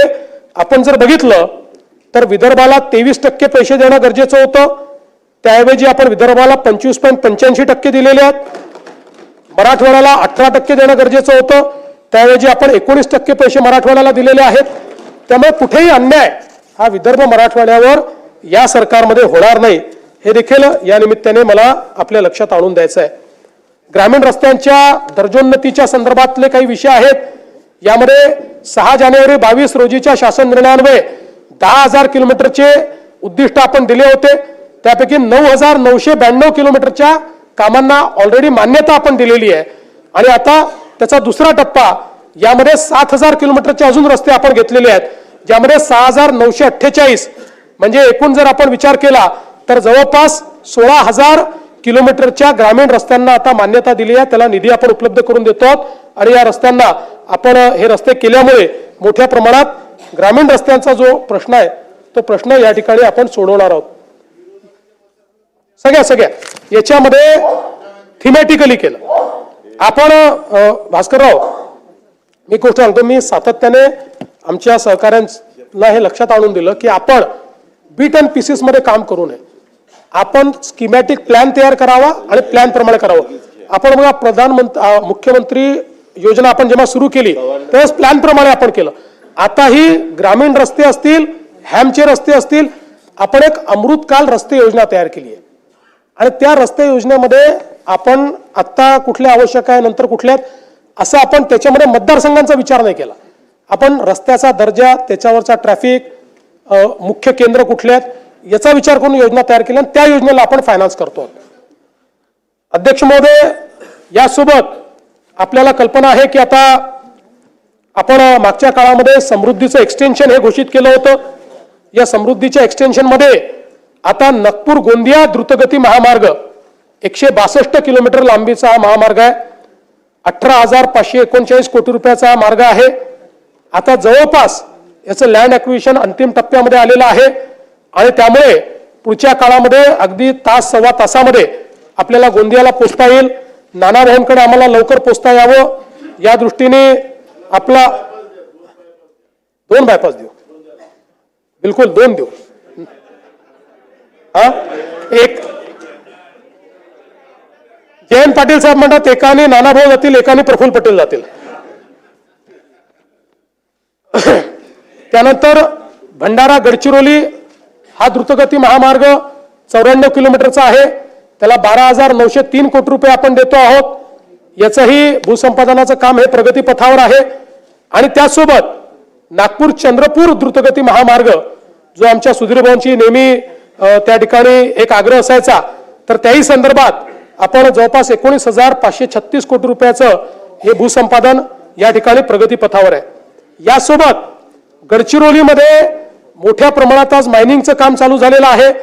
तिथल्या रस्त्यांना मायनिंगचं जे काही वजन आहे ते पेलवलं पाहिजे आणि म्हणून त्या ठिकाणी देखील आपण एक मोठा कॉरिडॉर हा तयार करतो, ज्यामध्ये मोर, कोनसरी, मुळचेरा, हेदरी ते सुरजागड असा आपण हा रस्ता करतो. जवळपास या रस्त्यामुळे चंद्रपूर आणि गडचिरोली जिल्ह्याला मोठ्या प्रमाणात त्याचा फायदा होणार आहे.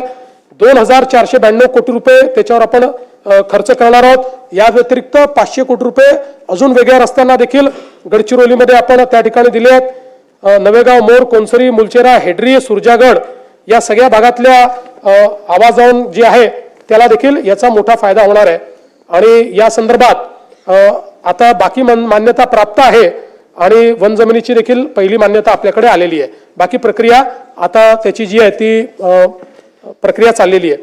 यासोबत नागपूर गोवा शक्तीपीठ द्रुतगती महामार्ग हा एक अतिशय महत्वाकांक्षी महामार्ग आहे. याचं नाव जरी नागपूर गोवा असलं तरी देखील याचा सर्वाधिक फायदा हा मराठवाड्याला होणार आहे. मराठवाड्याचं चित्र हा एक महामार्ग बदलून टाकेल. आणि या संदर्भात मागच्या काळामध्ये काही आक्षेपही होते लोकांचे. विशेषतः एक आक्षेप होता जो खरा होता की आपण जी अलाइनमेंट फायनल केली होती ती लोकांनी आपल्या लक्षात आणून दिली की सोलापूरपासनं आपली अलाइनमेंट ही जो राष्ट्रीय महामार्ग आहे त्याला पॅरलल जात होती. आणि त्याच्यामुळे ग्रीनफील्ड महामार्ग का बनवतो, नवीन एरिया ओपन अप होतात. ग्रीनफील्ड महामार्गामुळे अनकनेक्टेड लोक त्याच्याशी कनेक्ट होतात आणि तिथे विकास जातो. आणि म्हणून आमचे जयकुमार गोरेजी, अभिजितजी या सगळ्यांची आम्ही चर्चा केली आणि याची सोलापूरपासनं एक वेगळी नवीन अलाइनमेंट आम्ही तयार केली आहे, जी चंदगडपासनं पुढे मग म्हणजे सोलापूरपासनं जाते, मग सांगलीतनं जाते. आमचे जयंतराव पहिल्यांदा सुटून गेले होते शक्तीपीठ महामार्गातनं, आता तुमच्या जवळ आणला आम्ही. आणि मी तुम्हाला दाव्याने सांगतो की जयंतरावच मला पत्र देतील की हा करा. एवढा फायदा त्यांच्या मतदारसंघाला त्याचा होणार आहे. पंढरपूर जवळून आहे, एकदम पंढरपूर जवळून. त्यामुळे आता आधीचं तर आपलं जवळपास जॉईंट मेजरमेंटही झालेलं आहे, त्याचं ॲक्विजिशन आपण चालू करतोय. ही जी नवीन अलाइनमेंट आहे या नवीन अलाइनमेंटचं आता आपण त्या ठिकाणी आणि पलीकडे तर चंगण वगैरे त्यांनी मोर्चाकडूनच आमच्याकडनं महामार्ग न्या म्हटलं, त्यामुळे तिथे काही अडचण नाहीये. आणि आता सांगतो, ज्यांच्याकडनं आम्ही अलाइनमेंट काढली आता तेही लोक आमच्याकडे आलेले आहेत आणि ते म्हणतात आता काढू नका, तुम्ही इथनंच अलाइनमेंट ठेवा. पण त्यांना आम्ही सांगितलं की तुमच्या विरोधामुळे आम्ही काढलेली नाही, हा अधिक फिजिबल आम्हाला मार्ग मिळालेला आहे. आणि गतिशक्ती प्लॅटफॉर्मवर तो मार्ग नेल्यामुळे गतिशक्ती प्लॅटफॉर्मचा काय फायदा आहे बघा, की जवळपास सगळी वन जमीन आम्हाला त्यातनं वगळता आली, अगदी थोडीशी वन जमीन आली आहे. त्यामुळे त्याचं परमिशन मिळणं अतिशय सोपं झालेलं आहे. आणि खूप मोठ्या प्रमाणात हा मार्ग आपले सगळे शक्तीपीठ तर कनेक्ट करेलच, पण मी तुम्हाला सांगतो की विशेषतः जो दुष्काळी भाग आहे मराठवाड्याचा आणि पश्चिम महाराष्ट्राचा देखील त्याचं चित्र बदलणारा हा महामार्ग ठरेल. याचं काम हे या 2026 मध्येच सुरू झालं पाहिजे अशा पद्धतीनं आम्ही हा प्रयत्न करतो. आपण बघा, या एका महामार्गामुळे आपला जो 18 तासाचा प्रवास आहे तो 8 तासावर येणार आहे. इतक्या मोठ्या प्रमाणात ही कनेक्टिव्हिटी. आणि सगळ्यात महत्वाचं काय, आपला लूप तयार होतोय. समृद्धी महामार्ग, नांदेड जालना मार्ग, हा महामार्ग याच्यामुळे महाराष्ट्रातल्या कुठल्याही जिल्ह्याला इंडस्ट्रीचा ॲडव्हान्टेज मिळणार आहे. आतापर्यंत इंडस्ट्री ही जिथनं पोर्ट कनेक्टिव्हिटी आहे किंवा लॉजिस्टिक कनेक्टिव्हिटी आहे तिथेच जात होती. यातनं पोर्ट कनेक्टिव्हिटी आणि लॉजिस्टिक्स कनेक्टिव्हिटी ही जवळपास महाराष्ट्रातल्या हे 2-3 आपले हे झाल्यानंतर जवळपास 32 जिल्ह्यांना ही कनेक्टिव्हिटी मिळणार आहे आणि म्हणून एक प्रकारे महाराष्ट्रातला गेम चेंजर अशा पद्धतीनं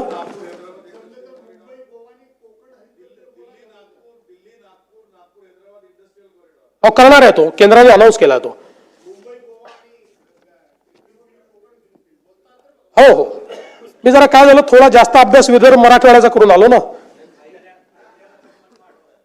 त्यानंतर एक अजून महत्वाचा मार्ग या ठिकाणी मुंबई, कल्याण, लातूर, महाराष्ट्र हद्द हैदराबाद अशा प्रकारचा एक जनकल्याण द्रुतगती महामार्ग आपण तयार करतोय. आता हा जो महामार्ग आहे आज जर आपण विचार केला तर आपल्याकडे मुंबईहून हैदराबादला जाण्याकरता जो एक मार्ग आहे तो समजा समृद्धी महामार्गाने जालना, नांदेड, निजामाबाद असं गेलो 717 किलोमीटर आहे. मुंबई, पुणे, सोलापूर, हैदराबाद गेलो तर 707 किलोमीटर आहे. पण आता आपण हा जो नवीन महामार्ग करतोय या महामार्गामुळे हे अंतर फक्त 590 किलोमीटर येणार आहे. आणि याचा सगळ्यात मोठा फायदा कोणाला आहे? लातूर पासून मुंबई पर्यंतचं अंतर 4.5 तासाचं होणार आहे. 4.5 तास.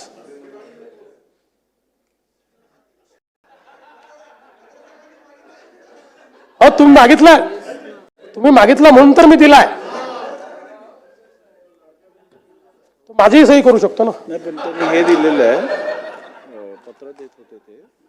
त्यामुळे जवळजवळ याची एकूण महाराष्ट्रातली लांबी लक्षद्वीपची उत्तर 450 किलोमीटर आहे. आणि उर्वरित सगळे कर्नाटकात 61 किलोमीटर आहे, तेलंगणात 79 किलोमीटर आहे. सगळे येतील. जवळपास 36,000 कोटी रुपयाचा हा महामार्ग आहे. सांगितलेलं मी. या महामार्गामुळे ठाणे, पुणे, अहिल्यानगर, बीड आणि लातूर असे 5 जिल्हे या ठिकाणी जोडले जातील. अंतर 130 किलोमीटरने कमी होईल आणि मुंबई ते लातूर प्रवास मी सांगितलं हा 4 तासावर येईल. सगळ्यात महत्वाचं काय की हा बदलापूर पाशी येतो. आता बदलापूरला आपण टनेल तयार केलाय. त्या टनेलमधनं 15 मिनिटात आपण अटल सेतूवर पोहोचतो. त्यामुळे जो व्यक्ती लातूरून निघालेला आहे तो तिथे आल्यानंतर 15 मिनिटाला अटल सेतूवर येऊन अटल सेतूच्या माध्यमातून पुढच्या 20 मिनिटात मुंबईत येऊ शकेल. अशा प्रकारची ही कनेक्टिव्हिटी आहे. यातनं या सगळ्या जिल्ह्यांना वाढवण बंदर, नवी मुंबई विमानतळ याचं देखील एक मोठी कनेक्टिव्हिटी मिळते आहे आणि मला असं वाटतं की खूप मोठा फायदा या माध्यमातून निश्चितपणे होणार आहे. यासोबत गडचिरोलीमध्ये देखील आपण एक विमानतळ तयार करायचा निर्णय घेतला होता. त्याचं लँड ॲक्विजिशनचं काम आता आपण चालू करतो. मला सांगताना आनंद वाटतो की आपण केंद्र सरकारला त्याचा OLS सर्वे दिला होता. त्याला त्यांनी मान्यता दिलेली आहे. त्याची फिजिबिलिटी ही ॲसर्टन झाली आहे आणि आपला प्रयत्न आहे की पुढच्या काळामध्ये Gadchiroli gateway to south India आपल्याला करायचं आहे आणि गडचिरोलीला पूर्ण क्षमतेची धावपट्टी ही आपण त्या ठिकाणी तयार करणार आहोत. त्या संदर्भातली जागा आपल्याकडे तिथे उपलब्ध आहे. गडचिरोलीपासून 8व्या किलोमीटर शहरापासून हा एअरपोर्ट आपण महामार्गाच्या लगत त्या ठिकाणी तयार करणार आहोत आणि नंतर चंद्रपूर पासून तिथे डेडिकेटेड रस्ता आणून सुधीर भाऊंना नागपूरच्या ऐवजी गडचिरोलीतनंच फ्लाईट मिळालं पाहिजे.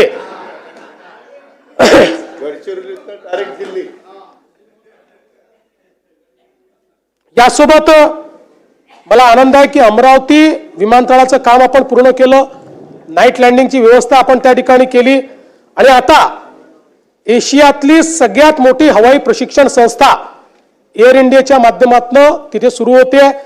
त्याचं काम आता जवळपास बांधकाम पूर्ण झालेलं आहे. पुढच्या 3-4 महिन्यात ते लोक त्याचं काम सुरू करतील. त्या संदर्भात 34 विमानं ते आणतायत तिथे. त्यातली 2 विमानं ऑलरेडी पोहोचलेली आहेत आणि 14 म्हणजे 34 विमानं आणि त्यासोबत 14 पायपर विमानं अशा पद्धतीनं त्या ठिकाणी अतिशय मोठी ही संस्था तयार होते. कारण आज आपल्याला माहिती आहे सर्वात जास्त पायलटची आपल्याला आवश्यकता आहे. आता जो इंडिगोचा प्रॉब्लेम झाला तो पायलटच्या कमतरतेनेच झाला आणि आता तर आपण 1000 नवीन फ्लाईट्स चालवायचे तर 10-15 हजार पायलट्स लागतील. त्यामुळे ही पायलट ट्रेनिंग अकॅडमी अमरावतीच्या अर्थव्यवस्थेला देखील एक नवीन कलाटणी देईल अशा पद्धतीची ही व्यवस्था आहे. अकोल्याचा जो विमानतळ आहे त्याचंही आता धावपट्टी जी आहे ती धावपट्टी वाढवण्याकरता आपण त्या ठिकाणी निधी उपलब्ध करून दिलेला आहे आणि ती धावपट्टी ही आपण वाढवण्याचं काम करतो. यासोबत नागपूरमध्ये नवीन Nagpur international business and finance centre IBFC हे तयार करण्याचा निर्णय आपण घेतलाय. आपल्याला माहिती आहे की आज नागपूर हे शिक्षणाचं माहेरघर झालंय. देशातला अतिशय आयकॉनिक अशा प्रकारचे इन्स्टिट्यूशन्स नागपुरात आहे. VNIT आहे, एम्स आहे, IIIT आहे, GMC आहे, ICAI आहे, NLU आहे. आपलं त्या ठिकाणी वेगवेगळ्या प्रकारच्या या ज्या काही संस्था आहेत या संस्थांमुळे एक मोठी औद्योगिक इकोसिस्टीम नागपूरला तयार झालेली आहे आणि म्हणून नवीन नागपूरची निर्मिती आपण करणार आहोत. 1710 एकर जमिनीवर हे नवीन नागपूर आपण विकसित करणार आहोत. ज्या प्रकारे मुंबईत BKC आहे किंवा पुण्यात हिंजवडी आहे त्याच धर्तीवर एक नवीन बिझनेस डिस्ट्रिक्ट हा नागपूरमध्ये तयार होणार आहे आणि अंदाज आहे की 5 लाखापेक्षा जास्त रोजगार निर्मिती त्या ठिकाणी होईल.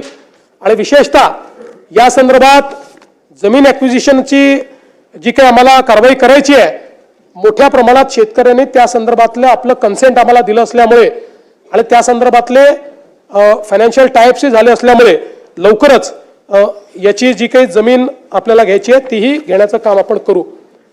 प्रधानमंत्री आवास योजनेच्या अंतर्गत मला सांगितलं पाहिजे की जवळपास 30 लाख घरं आता आपण बांधतो आणि हा एक रेकॉर्ड आहे की 16, 17 ते 23, 24 या कालावधीत आपण 13 लाख घरं बांधली.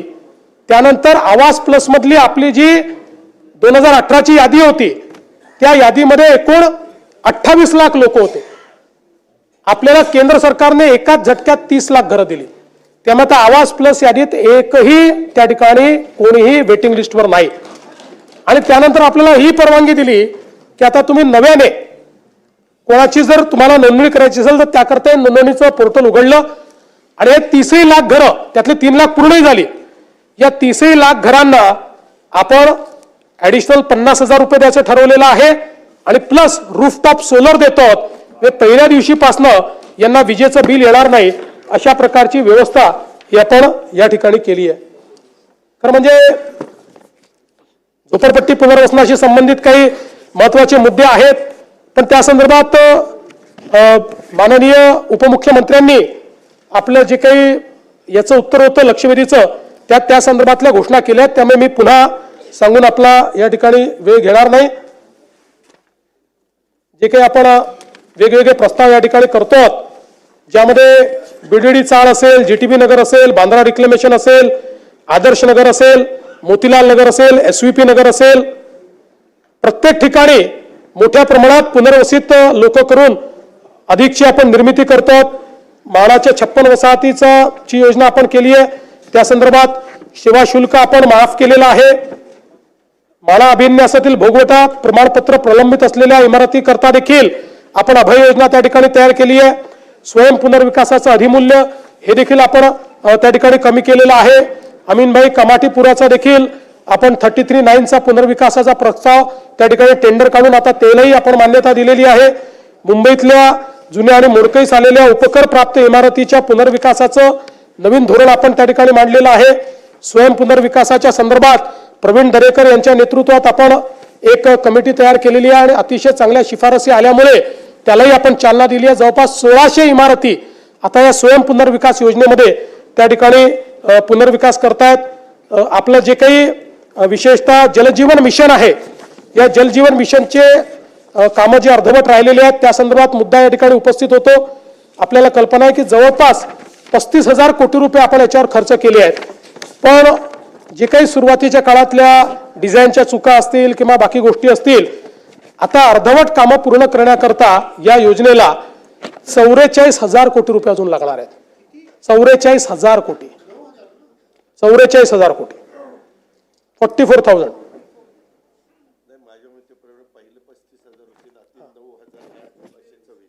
माझं काही आता या नाही 44,000 आहे ऍडिशनल आहेत. ऍडिशनल 44,000 आहेत. त्यापैकी पहिल्या टप्प्यामध्ये 15,000 कोटी रुपयाचा हुडकोशी आपण टायप केलाय.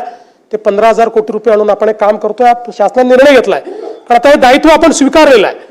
टप्प्याटप्प्याने आपल्याला पूर्ण केंद्र सरकार आता द्यायला आपण त्यांना प्रस्ताव पाठवला, पण त्यांचं म्हणणं आहे की तुमची राज्याची एक प्रकारे चूक आहे. तुम्ही जेव्हा डिझाईन केली योजना त्यावेळी अनफॉर्च्युनेटली अनेक ठिकाणी आपल्याकडे याचं डिझाईन करताना अधिकाऱ्यांनी घर बसल्या डिझाईन केलं आणि त्यामुळे त्यातल्या अडचणी आल्या. पण आता नीट याच्या संदर्भात एजन्सीज लावून थर्ड पार्टीचं परीक्षण करून प्रत्येक ही जी योजना आहे त्याला पूर्ण करण्याकरता किती निधी लागणार आहे त्याची फेर प्रशासकीय मान्यता ही आपण करतो आणि फेर प्रशासकीय मान्यता करूनच त्याला आपण निधी देणार आहोत. 15,000 कोटी रुपये त्याकरता आपण उपलब्ध करून देतो. हो, ते तर आता काल अनाऊन्स केलं ना. यासोबत काही अजून विषय आहेत, आता त्या सगळ्या विषयांमध्ये मी जात नाही. मुख्य विषय आपला हो ते करणार ना. आपल्याला माहिती आहे की मुंबईमध्ये मेट्रोचं मोठं जाळं आपण तयार करतो. आतापर्यंत मुंबईमध्ये जी मेट्रोची लांबी कार्यरत आहे ती लांबी जवळपास 91 किलोमीटरची आहे. या 91 किलोमीटरच्या लांबीमध्ये रोज जवळपास 9,50,000 प्रवासी हे प्रवास करतात आणि आता पुढच्या 2 वर्षामध्ये या 91 किलोमीटर सोबत अजून 132 किलोमीटरची लांबी ही कार्यान्वित होईल. आम्ही निर्णय केला आहे की दरवर्षी 50 ते 60 किलोमीटर काम पूर्ण करायचं आणि त्यामुळे मोठ्या प्रमाणात मुंबईची कनेक्टिव्हिटी ही त्यातनं वाढणार आहे. पुण्यामध्ये 33 किलोमीटरचा मार्ग कार्यान्वित झाला, त्यात 2.23 लाख प्रवासी सुविधेचा लाभ घेतात. आता ऍडिशनल त्या ठिकाणी 45 किलोमीटरचं काम प्रगतीपथावर आहे, ज्यातलं 27 किलोमीटर हे आपण पुढच्या 1.5 वर्षामध्ये पूर्ण करणार आहोत. नागपूरमध्ये 40 किलोमीटरचं काम पूर्ण झालंय. रोज जवळपास 1,10,000 प्रवासी त्याचा लाभ घेतात आणि अजून आपण 43 किलोमीटरचं काम आता हातामध्ये घेतलंय, जे पुढच्या 2 वर्षामध्ये आपण त्या ठिकाणी पूर्ण करू. यासोबत मुंबईमध्ये जी वेगवेगळी कामं आपण हातामध्ये घेतलेली आहेत, ज्यामध्ये आपल्याला कल्पना आहे की आपण आता ऑरेंज गेट टनेलचं काम चालू केलेलं आहे, ज्यातनं आपण भुयारी मार्ग करतो. आपण जो कोस्टल रोड आहे त्याचा नॉर्थ कोस्टल रोड करतो. आता आपण बांद्र्याहून वर्सोवाला पोहोचू.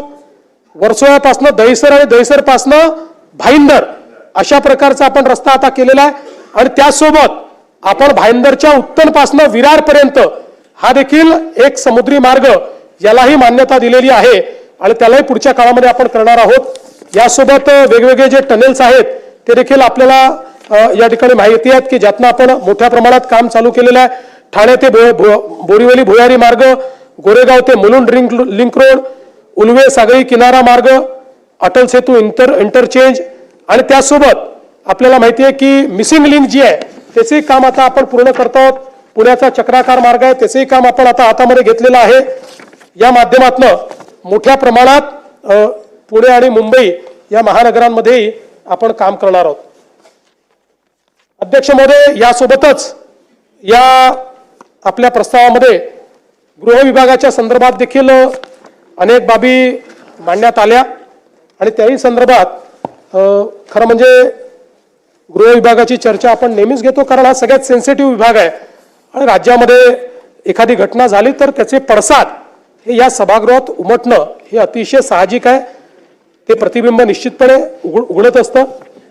आपण जर बघितलं तर क्राईम इन इंडियाच्या रेकॉर्डप्रमाणे आपण प्रति लाख लोकसंख्येचा विचार केला तर गुन्ह्यांमध्ये क्राईम रेटमध्ये महाराष्ट्र 8व्या क्रमांकावर आहे.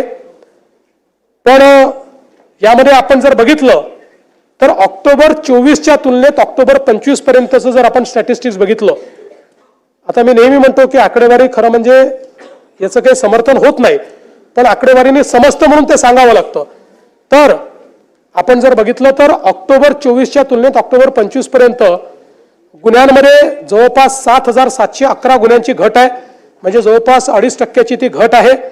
आणि याच्यामध्ये गत वर्षीपेक्षा खून, दरोडा, जबरी चोरी, घरफोडी त्यानंतर या गुन्ह्यांमध्ये लक्षणीय वाढ झाली आहे.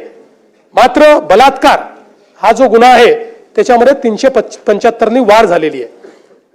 दोषसिद्धीचं प्रमाण हे मात्र मला या सभागृहाच्या नजरेस आणून द्यायचं आहे की 3 नवीन कायदे आल्यानंतर काय परिणाम आहे आपल्याला माहिती आहे. 2013 साली आपलं दोषसिद्धीचं प्रमाण हे 9% होतं. 100 गुन्हेगारांपैकी 91 गुन्हेगार सुटायचे, 9% होतं. त्यानंतर आपण 14 पासून ज्या उपाययोजना केल्या त्या उपाययोजनांच्या आधारावर आपण ते 50% पर्यंत आणलं. पण आता नवीन कायदे आल्यानंतर म्हणजे ऑक्टोबर 24 मध्ये आपलं दोषसिद्धीचं प्रमाण हे 50% होतं. आपण जर बघितलं तर आता नवीन कायदे आल्यानंतर हे दोषसिद्धीचं प्रमाण आपलं गेलंय 96.24% पर्यंत. 96.24 आणि असं नाही 70,000 गुन्हे त्यातलं हे आहे 96.24%. आणि अर्थात त्यातले समजा आपण छोटे गुन्हे काढून टाकले, काही कंपाऊंडिंग होतं तरी 70% गंभीर गुन्ह्यातही. म्हणजे हे 3 कायदे किती इफेक्टिव्ह आहेत याचं हे उदाहरण आहे. कारण या कायद्याने सगळ्यात महत्वाचं काय केलं भास्करराव, या कायद्यात तरतूद अशी केली की जो आरोपी पक्ष आहे हा 2 पेक्षा जास्त तारखा मागूच शकणार नाही, हा नियम केलाय. 2 पेक्षा जास्त तारखा त्याने मागितल्या तर ऑब्जेक्शन आपल्याला घेता येतं आणि त्याच्याकडे सबळ रिझन आहे का हे ॲसर्टन झालं तरच त्याची कारणं नोंदवून त्याला पुढची तारीख जज देऊ शकतो. त्यामुळे कुठलाही जज अशा प्रकारे तारीख देत नाही आणि म्हणून वेगही वाढलाय आणि दोषसिद्धीचं प्रमाण जे आहे हे देखील जवळपास 96.24% पर्यंत आलेलं आहे. त्याबरोबर आपण डायल 112 जी यंत्रणा केली आहे त्यात कॉल प्रतिसाद जो आहे तोही 15 मिनिटं आधी आपला प्रतिसाद होता तो आता 7.37 मिनिटापर्यंत खाली आलेला आहे. त्यामुळे त्यातही लवकर आपण प्रतिसाद देतो. विशेषतः सगळी चर्चा महिला आणि बालकांवरील अत्याचाराच्या संदर्भात होते आणि ते योग्यही आहे. आपल्याला माहिती आहे की 2013 नंतर जेव्हा आपण सगळ्या डेफिनेशन बदलल्या आणि डेफिनेशन बदलून फ्री रजिस्ट्रेशन ऑफ कंप्लेंट हा विषय हाती घेतला त्यावेळी म्हणजे निर्भयाच्या कांडानंतर, त्यानंतर सगळ्या देशामध्ये सगळ्या राज्यांमध्ये महिलांच्या गुन्ह्यांच्या रजिस्ट्रेशनमध्ये मोठ्या प्रमाणात वाढ झाली आहे. आणि ही जी वाढ आहे एकीकडे वाढ होते याचं आपल्याला निश्चितपणे त्याचं दुःख आहे, पण त्यातलं समाधान आहे की यापूर्वीही गुन्हे घडत होते पण त्या गुन्ह्यांमध्ये ते गुन्हे रजिस्टर करणं यामध्ये एक समाजाचं प्रेशर असायचं. कारण आपण पुढे मी तुम्हाला दाखवतो 99% हे गुन्हे हे जवळच्या लोकांकडनं घडलेले असतात आणि म्हणून समाजाचं प्रेशर असायचं. आज महिला समोर येत आहेत, आज वेगवेगळ्या कमिट्या आपण तयार केल्या, कुठे विशाखा कमिटी आहे, कुठे अजून निर्भया कमिटी आहे. यामुळे मोठ्या प्रमाणात या गुन्ह्यांची नोंद आता महिला पुढे येऊन करतायत. समाजही त्यांच्या पाठीशी उभा राहतोय. आता तू करू नको समाज काय म्हणेल अशा प्रकारची अवस्था त्या ठिकाणी नाही.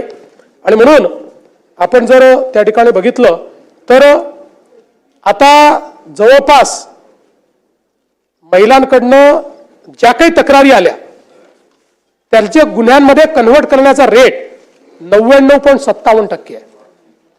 म्हणजे तक्रार आली त्याच्या मेरिटचा विचार न करता पहिले ती तक्रार आपण नोंदवतो आणि त्याच्यानंतर त्यातलं तथ्य काय आहे.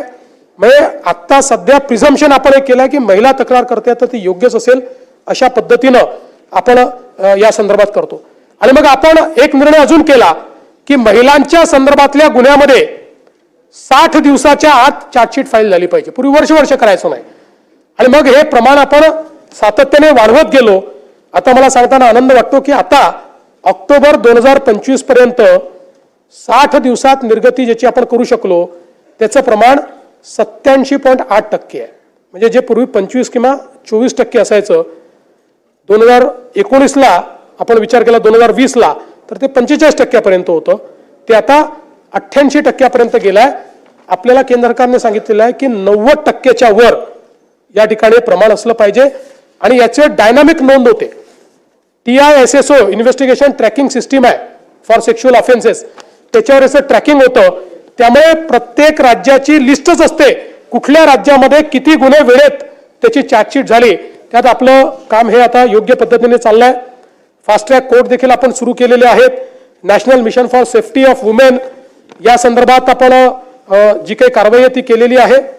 आणि जसं मी सांगितलं की रिस्पॉन्स टाइम हा महिलांच्या संदर्भात देखील मोठ्या प्रमाणात आपण केलाय. लहान मुलांवरील मुलींवरील लैंगिक अत्याचाराची जी प्रकरणं आहेत त्या प्रकरणामध्ये अशा प्रकारे गुन्हे दाखल करण्याचा जो दर आहे तो जवळपास 99.1% या ठिकाणी आहे आणि ते सगळे गुन्हे आपण उघडकीस आणलेले आहेत.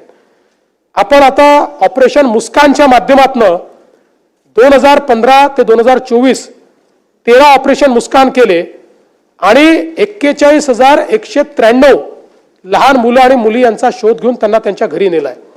आणि सगळ्यात महत्वाचं काय आहे तर याच्यामध्ये जवळपास 20,000 मुलं आणि 8,000 मुली ज्या आपण शोधून घरी पोहोचवल्या त्या आपल्या रेकॉर्डवरच नव्हत्या. त्यांच्या घरच्यांनी कुठलीही कंप्लेंट केलेली नव्हती.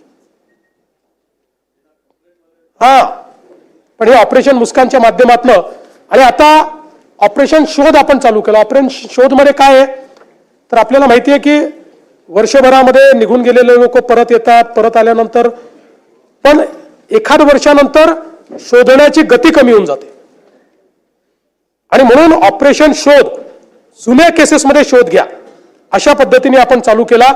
आणि त्यातही जवळपास 17/4/25 ते 15/5/25 या कालावधीत ऑपरेशन शोध एक मोहिमेच्या अंतर्गत 4,960 महिला आणि 1,364 बालकांचा शोध घेण्यात आला आणि रेकॉर्ड वर नसलेल्या अजून 106 महिला आणि 707 बालकांचा शोध हा या ऑपरेशन मध्ये घेण्यात आला. आणि तसंच आता ऑपरेशन शोधचा दुसरा जो टप्पा आहे तो टप्पा देखील या ठिकाणी चाललेला आहे. आणि मग एक आपला नेहमीचा मुद्दा या ठिकाणी येतो की अपहरणाचा मुद्दा एक सातत्याने आपल्याकडे मांडला जातो की किती अपहरण झालं अशा पद्धतीने एक मुद्दा मांडला जातो. मुळामध्ये आपल्याला मला या ठिकाणी लक्षात आणून द्यायचं आहे की केंद्र सरकारने एक निर्णय केला आणि त्या निर्णयाच्या अंतर्गत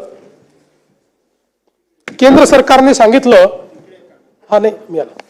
केंद्र सरकारने सांगितलं की कुठलेही अशा प्रकारची महिला असेल मुलगी असेल घरातनं निघून गेली आणि 24 तासात जर ती सापडली नाही तर फौजदारी गुन्हा पकडायचा आणि मग किडनॅपिंगचा गुन्हा आपण दाखल करतो. अनेक वेळा नंतर त्या परत येतात सापडतात कधी घरगुती भांडणातनं त्या ठिकाणी गेलेले असतात आणि म्हणून हा जो नंबर आहे हा नंबर फार मोठा सुरुवातीला आपल्याला दिसतो. पण आपण जर बघितलं तर महाराष्ट्रामध्ये या संदर्भात जे काही अपहृत अल्पवयीन मुली किंवा जी काही मुलं आहेत महिला आहेत या संदर्भात साधारणपणे त्यांचा जे काही परत आणण्याचा दर आहे हा वर्षाचा 86%. गेलेले 86% परत येतात आणि पुढच्या वर्षात अजून त्यातले 10% परत येतात म्हणजे सापडतात. एका वर्षात 86% सापडतात आणि असं करता करता 98% आपण पोहोचतो. कुठे कमी अधिक होतो पण 90% आपण जातो की जे परत येतात. म्हणजे एक तर आपण त्यांना शोधतो किंवा ते परत येतात किंवा त्यांची भांडणं त्या ठिकाणी संपतात.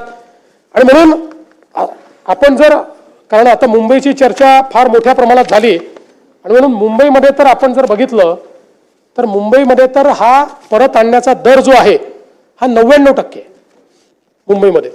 आपण जर विचार केला 2022 सालचा तर 2022 मध्ये त्या ठिकाणी एकूण जे काही अशा केसेस फौजदारी गुन्हे किडनॅपिंगचे किंवा निघून गेल्याचे झाले त्यात 1892 पैकी 1870 परत आले. 99% हा रेट आहे. किंवा 23 मध्ये आपण बघितलं तर 1257 पैकी 1887 त्या ठिकाणी परत आले परत 98.5% रेट आहे. 2024 मध्ये 1999 पैकी 1973 आपण परत आणू शकलो म्हणजे परत 99% रेट आहे. त्यामुळे अनेक वेळा काय होतं स्टॅटिस्टिक्स कसं मिसलिडिंग असतं की आपल्याला असं वाटतं की बाबा मुंबईमध्ये वर्षाला 1900 लोक किडनॅप होत आहेत मग त्याचं आपण प्रति दिवशी काढतो मग त्याचं प्रति तासाला आपण काढतो आणि मग आपण त्या ठिकाणी सांगतो रोज इतके बालक किडनॅप होत आहेत रोज इतक्या महिला किडनॅप होत आहेत. त्यामुळे मुंबईत कायदा आणि सुव्यवस्था बाकी नाही. वर्षभराने पोलीस त्यांना परत आणतायत हे मात्र कोणीच सांगत नाही. त्याच्यामुळे मुंबई ही सुरक्षित आहे मुंबईत नोन अशा प्रकारच्या कुठल्या गँग्स नाहीत, पण काही असल्या तरी त्या जेरबंद आपण करतो. आणि अशा प्रकारे हे जे काही हरवलेले किंवा किडनॅप झालेले आहेत त्यांना परत आणण्याचं काम देखील पोलिसांच्या माध्यमातून मोठ्या प्रमाणात चाललेलं आहे. हे होत असताना मला या ठिकाणी सांगायचं आहे की आपण मोठ्या प्रमाणात पोलीस भरती या महाराष्ट्रामध्ये केलेली आहे. गेल्या 10 वर्षात, हे मी गृहमंत्री जास्तीत जास्त काळ होतो म्हणून सांगतो, केलेली पोलीस भरती 88,633 आहे आणि गेल्या 3 वर्षात केलेली पोलीस भरती ही 51,207 आहे आणि आता पुन्हा 25,000 पोलीस भरती ही महाराष्ट्रामध्ये चाललेली आहे. त्यामुळे एक प्रकारचा पोलीस भरतीचा रेकॉर्ड हा महाराष्ट्रामध्ये आपण त्या ठिकाणी तयार केलेला आहे. प्रतिबंधात्मक कारवाई मोठ्या प्रमाणात आपण वाढवली आहे, त्याची आता आकडेवारी देऊन आपल्याला मी सांगणार नाही. नवीन फौजदारी कायद्यांच्या संदर्भातही मी आपल्याला सांगितलंय, उशीर झाल्यामुळे त्याही संदर्भात आपला जास्त वेळ मी घेत नाही. पण अनेक वेळा आपल्या चर्चेमध्ये नेहमीच नागपूरचं नाव आल्याशिवाय आपल्याला चर्चेला काही तडका येत नाही, सावजी होत नाही तो. त्यामुळे मी आपल्याला सांगू इच्छितो की नागपूर शहरामध्ये ऑक्टोबर 2024च्या तुलनेत ऑक्टोबर 2025 मध्ये एकूण 901 गुन्हे कमी झाले आहेत. गुणात्मक बदल आहे. आणि यामध्ये हा बावनकुळेंचीच आहे, तेच लक्ष देत, मी देतच नाही. मी मुंबईत असतो, ते नागपुरात ते असतात. याच्यातही प्रमुख शीर्षक जे आहेत, खून, खुनाचा प्रयत्न, दुखापत, बलात्कार, चोरी, जबरी चोरी, दरोडा, या प्रत्येक शीर्षामध्ये गुन्हे कमी झालेले आहेत. नागपुरात गुन्हे वाढलेले नाहीत. आणि मग काय काय कारवाई केली आहे ते आता सांगून आपला वेळ घेत नाही. भरपूर कारवाई झालेली आहे, त्यामुळे त्या संदर्भात जास्त वेळ घेत नाही. यासोबत खरं म्हणजे सायबर गुन्ह्यांच्या संदर्भात देखील आपल्याकडे एक महत्वाचं सगळ्या चर्चा येतात. आता खूप चांगल्या पद्धतीनं आपण सायबर गुन्ह्यांमध्ये महासायबर अशा पद्धतीनं आपलं एक नेटवर्क तयार केलेलं आहे. हे जे आपलं हेडक्वार्टर आहे महासायबर, हे देशातलं सगळ्यात आधुनिक हेडक्वार्टर आहे. आता जवळपास 4-5 राज्यांनी आपल्याला विनंती केली, आपण त्याला कॉर्पोरेशनमध्ये परिवर्तित केलंय, कारण आपण एवढी कॅपॅबिलिटी उभी केली तर त्याचा फायदाही झाला पाहिजे. आता 3-4-5 राज्यांनी आपल्याकडे येऊन ते पाहून गेले, त्यातले 3 राज्य तर नक्कीच आपल्याला त्यांच्याकडे तसं महासायबर उभं करण्याचं काम देत आहेत. आणि 2 देश हे आता आपल्याला ते काम देत आहेत महासायबरला, की तशा प्रकारचं सायबर हेडक्वार्टर आपण त्यांच्याकडेही जाऊन उभं करावं. त्यातलं आज रात्री 8:30 वाजता एका देशासोबत कदाचित आमचा अंतिम करार होईल. आणि या माध्यमातून आता आपल्याकडे कॅपेबिलिटी आहे. आपण पूर्वी ज्या गोष्टींकरता केंद्र सरकारकडे पाहायचो त्या सगळे आता आपण त्या ठिकाणी कॅपेबिलिटी वापरू शकतो. गोल्डन अवरमध्ये लोकांचे जाणारे पैसे आपण थांबवू शकतो. मोठ्या प्रमाणात आपल्याकडे हे फेक कॉल सेंटर्स असतील, मोठ्या प्रमाणात सायबर फ्रॉड्स असतील, डिजिटल अरेस्ट असेल, या सगळ्या गुन्ह्यांमध्ये आपण लोकांना वाचवलेलं आहे. आणि सगळ्यात महत्त्वाचं की अनेक मुली ज्या सेक्स्टॉर्शनच्या बळी पडल्या होत्या आणि आत्महत्येच्या विचारात होत्या, अशांना वाचवण्याचं काम या आपल्या सायबर युनिटच्या माध्यमातून झालंय. 100 पेक्षा जास्त लोक असे आहेत की आपल्या सगळ्या जे काही सोशल मीडिया चालतो, या सोशल मीडियामध्ये असं लक्षात आलं की आत्महत्या करण्याची त्यांनी काही म्हणजे संकल्पना बोलून दाखवली आहे किंवा निराशा दिसते आहे. त्यांना स्वतः हुडकून आणि त्यांच्याशी चर्चा करून त्यांना आत्महत्येपासून परावृत्त करण्याचं काम हे आपल्या महासायबरच्या माध्यमातून आपण केलेलं आहे. आणि आज आपल्याकडे खूप मोठ्या प्रमाणात त्याची व्यवस्था आहे. अंमली पदार्थ हा आज आपल्या समोरचा सगळ्यात मोठा प्रश्न आहे. महाराष्ट्रामध्ये अंमली पदार्थाच्या संदर्भात एक 0 टॉलरन्सची आपण भूमिका घेतली आहे. अनेक वेळा लोक असं म्हणतात की बाबा इथे माल सापडतोय, तिथे माल सापडतोय. याचं कारण आहे की एक मोठं इंटेलिजन्सचं नेटवर्क तयार झालंय. केंद्र सरकारने आता सगळ्या राज्यांना एका पेजवर आणलंय. सगळे राज्य इंटेलिजन्स शेअरिंग करतायत. आपण तेलंगणामध्ये जाऊन पकडलं, आपण दिल्लीमध्ये जाऊन पकडलं, कारण इंटेलिजन्स शेअरिंग होत आहे. आणि म्हणून आता मोठ्या प्रमाणात आपण याची कारवाई सुरू केलेली आहे. आपण जर विचार केला तर साधारणपणे यामध्ये हजारो कोटी रुपयाचं ड्रग्ज हे आपण पकडलेलं आहे. त्याची सगळी माहिती ती देत नाही आणि पकडल्यानंतर ते नष्ट करण्याचं काम आपण करतोय. म्हणजे ते पुन्हा सायकलिंगमध्ये यायला नको म्हणून दर 6 महिन्यांनी जेवढ्या वेगवेगळ्या युनिटमध्ये ड्रग पकडलं गेलं असेल त्याचं फॉरेन्सिक आपण त्याचा रिपोर्ट असतो, त्यामुळे त्या सगळ्या साठ्याची आपल्याला आवश्यकता नसते, आपल्याला त्याची परवानगी मिळते. तो सगळा साठा आपण जाळून टाकतो, तो पुन्हा रिसायकलिंगमध्ये आपण येऊ देत नाही.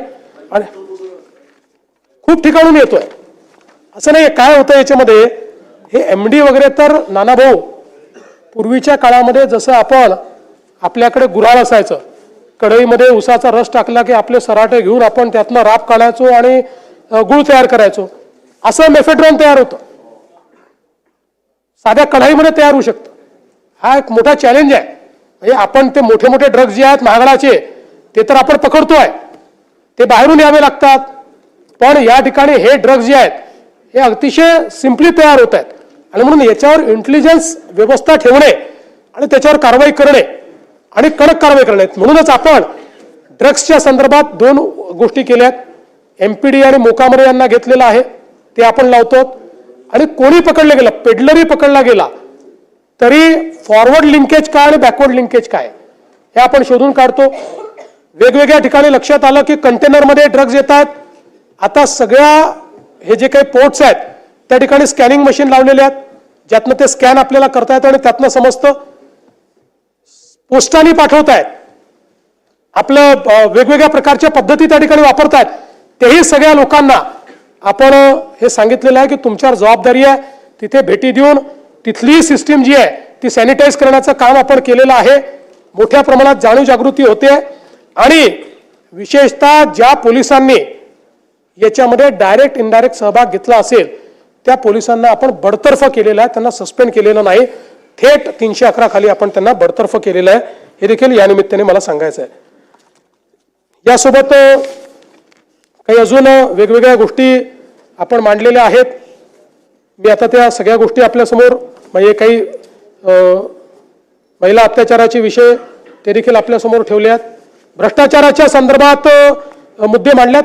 खरं म्हणजे महाराष्ट्रामध्ये आपण मोठ्या प्रमाणात गेले काही वर्ष सापळे तयार करतो. आज आपण बघितलं तर जेवढ्या सापळ्याच्या कारवाया महाराष्ट्र करतोय तेवढं इतर कुठेही होत नाही. आणि एकही अशी कंप्लेंट नाही की आम्ही अँटी करप्शनला तक्रार दिली आणि आमची तक्रार समोरच्याला मिळाली. आता आपण जे सापळे करतो 99% सापळ्यांमध्ये आपण यशस्वी होतो आणि हे सुरूच राहील. आता याचं इंटरप्रिटेशन कोणी हेही करू शकतं की या घटना वाढतायत म्हणजे आपल्याकडे भ्रष्टाचार वाढलाय. माझं मत असं आहे, जेवढे जास्तीत जास्त लोक भ्रष्टाचारी पकडले जातील अशा गुन्ह्यांचं रजिस्ट्रेशन हे मला असं वाटतं की लोकांवर जरब आणेल आणि निश्चितपणे त्या ठिकाणी भ्रष्टाचार जो आहे तो कमी होईल. एक राजकीय विरोधकांवर सूड भावनेने दाखल होत असलेले असे कुठलेच गुन्हे आपण दाखल करत नाही. टोळ्यांच्या दहशतीच्या संदर्भात देखील काही विषय आलेले आहेत. मोठ्या प्रमाणात यामध्ये कारवाई आपण केली आहे. आपण जर बघितलं तर पुण्यामध्ये जवळपास 42 गुन्हे आपण दाखल केले आहेत. 182 आरोपी जे टोळ्यांच्या माध्यमातून काम करतात त्यांच्यावर कारवाई केली आहे. मुंबई शहरामध्ये 17 गुन्हे आहेत, ठाणेमध्ये 14 गुन्हे आहेत, अहिल्यानगरमध्ये 7 गुन्ह्यांमध्ये 45 आरोपी आहेत. MPDAच्या कायद्याच्या अंतर्गत 528 लोकांवर कारवाई केली आहे. त्यानंतर 55, 56, 57च्या अंतर्गत 5163 लोकांवर कारवाई केली आहे आणि प्रतिबंधात्मक कारवाया 2028 लोकांवर केलेल्या आहेत. त्यामुळे आता कुठल्याही परिस्थितीत गुन्हेगार सुटू नये अशा प्रकारचा आपला प्रयत्न हा या ठिकाणी चाललेला आहे. मी या निमित्ताने आपल्याला एवढंच सांगू इच्छितो की महाराष्ट्रामध्ये गुन्हेगारीच्या संदर्भात मी असं म्हणणार नाही की गुन्हेगारी नाही, कारण अनादी कालापासनं अशी कुठलीच राजवट नाही की ज्याच्यामध्ये गुन्हेगारी नाही. गुन्हेगारी प्रवृत्ती आहे पण त्या प्रवृत्तीला ठेचण्याची शासनाची मनीषा आहे की नाही, इच्छा आहे की नाही, हे महत्त्वाचं आहे. आणि म्हणून या निमित्ताने मी आपल्याला सांगतो की कुठल्याही परिस्थितीत गुन्हेगारांना सोडायचं नाही, हा आमचा प्रयत्न असणार आहे. आणि हे सगळं करत असताना अनेक वेळा पोलिसांकडनंही चुका होतात, होत नाही असं नाही. इतकी मोठी सिस्टीम आहे, 2 लाख पोलीस आहे, पण त्यांनाही पाठीशी आम्ही घालत नाही. त्यांच्यावरही योग्य कारवाई करणं हा आमचा प्रयत्न असतो. आणि म्हणून मी या निमित्ताने या सभागृहाला आश्वस्त करू इच्छितो, पोलीस मॉडर्नायझेशन मोठ्या प्रमाणात आपण केलेलं आहे. त्यातनंही सर्व्हिलन्सच्या सिस्टीम्स आहेत, मोठं CCTVचं नेटवर्क आपण सुरू केलेलं आहे. ट्रॅफिक मॅनेजमेंटमध्ये आपण CCTV वापरतो आहोत, आर्टिफिशियल इंटेलिजन्स आता आपण वापरतो आहोत. त्यामुळे स्ट्रीट क्राईम तर आपण खूप मोठ्या प्रमाणात आजकाल डिटेक्ट करू शकतो. आणि म्हणून मी या सभागृहाला आश्वस्त करतो की आपण वेगवेगळ्या लोकांनी ज्या भावना मांडलेल्या आहेत आणि काही प्रकरणं देखील दिलेली आहेत, सगळ्या प्रकरणांचा मी उल्लेख केला नसला तरी त्या सगळ्यांवर आम्ही कारवाई करू आणि त्या संदर्भातली माहिती आपल्यापर्यंत पोहोचवू. पुन्हा एकदा सांगतो, आपल्या सगळ्यांच्या सहकार्याने, आता नाहीये माझ्याकडे, मागून देतो. त्यामुळे आपल्या सगळ्यांच्या सहकार्याने महाराष्ट्र पुढेच जातोय, महाराष्ट्र पुढेच जाईल, महाराष्ट्र थांबणार नाही, एवढंच सांगतो आणि माझं बोलणं संपवतो.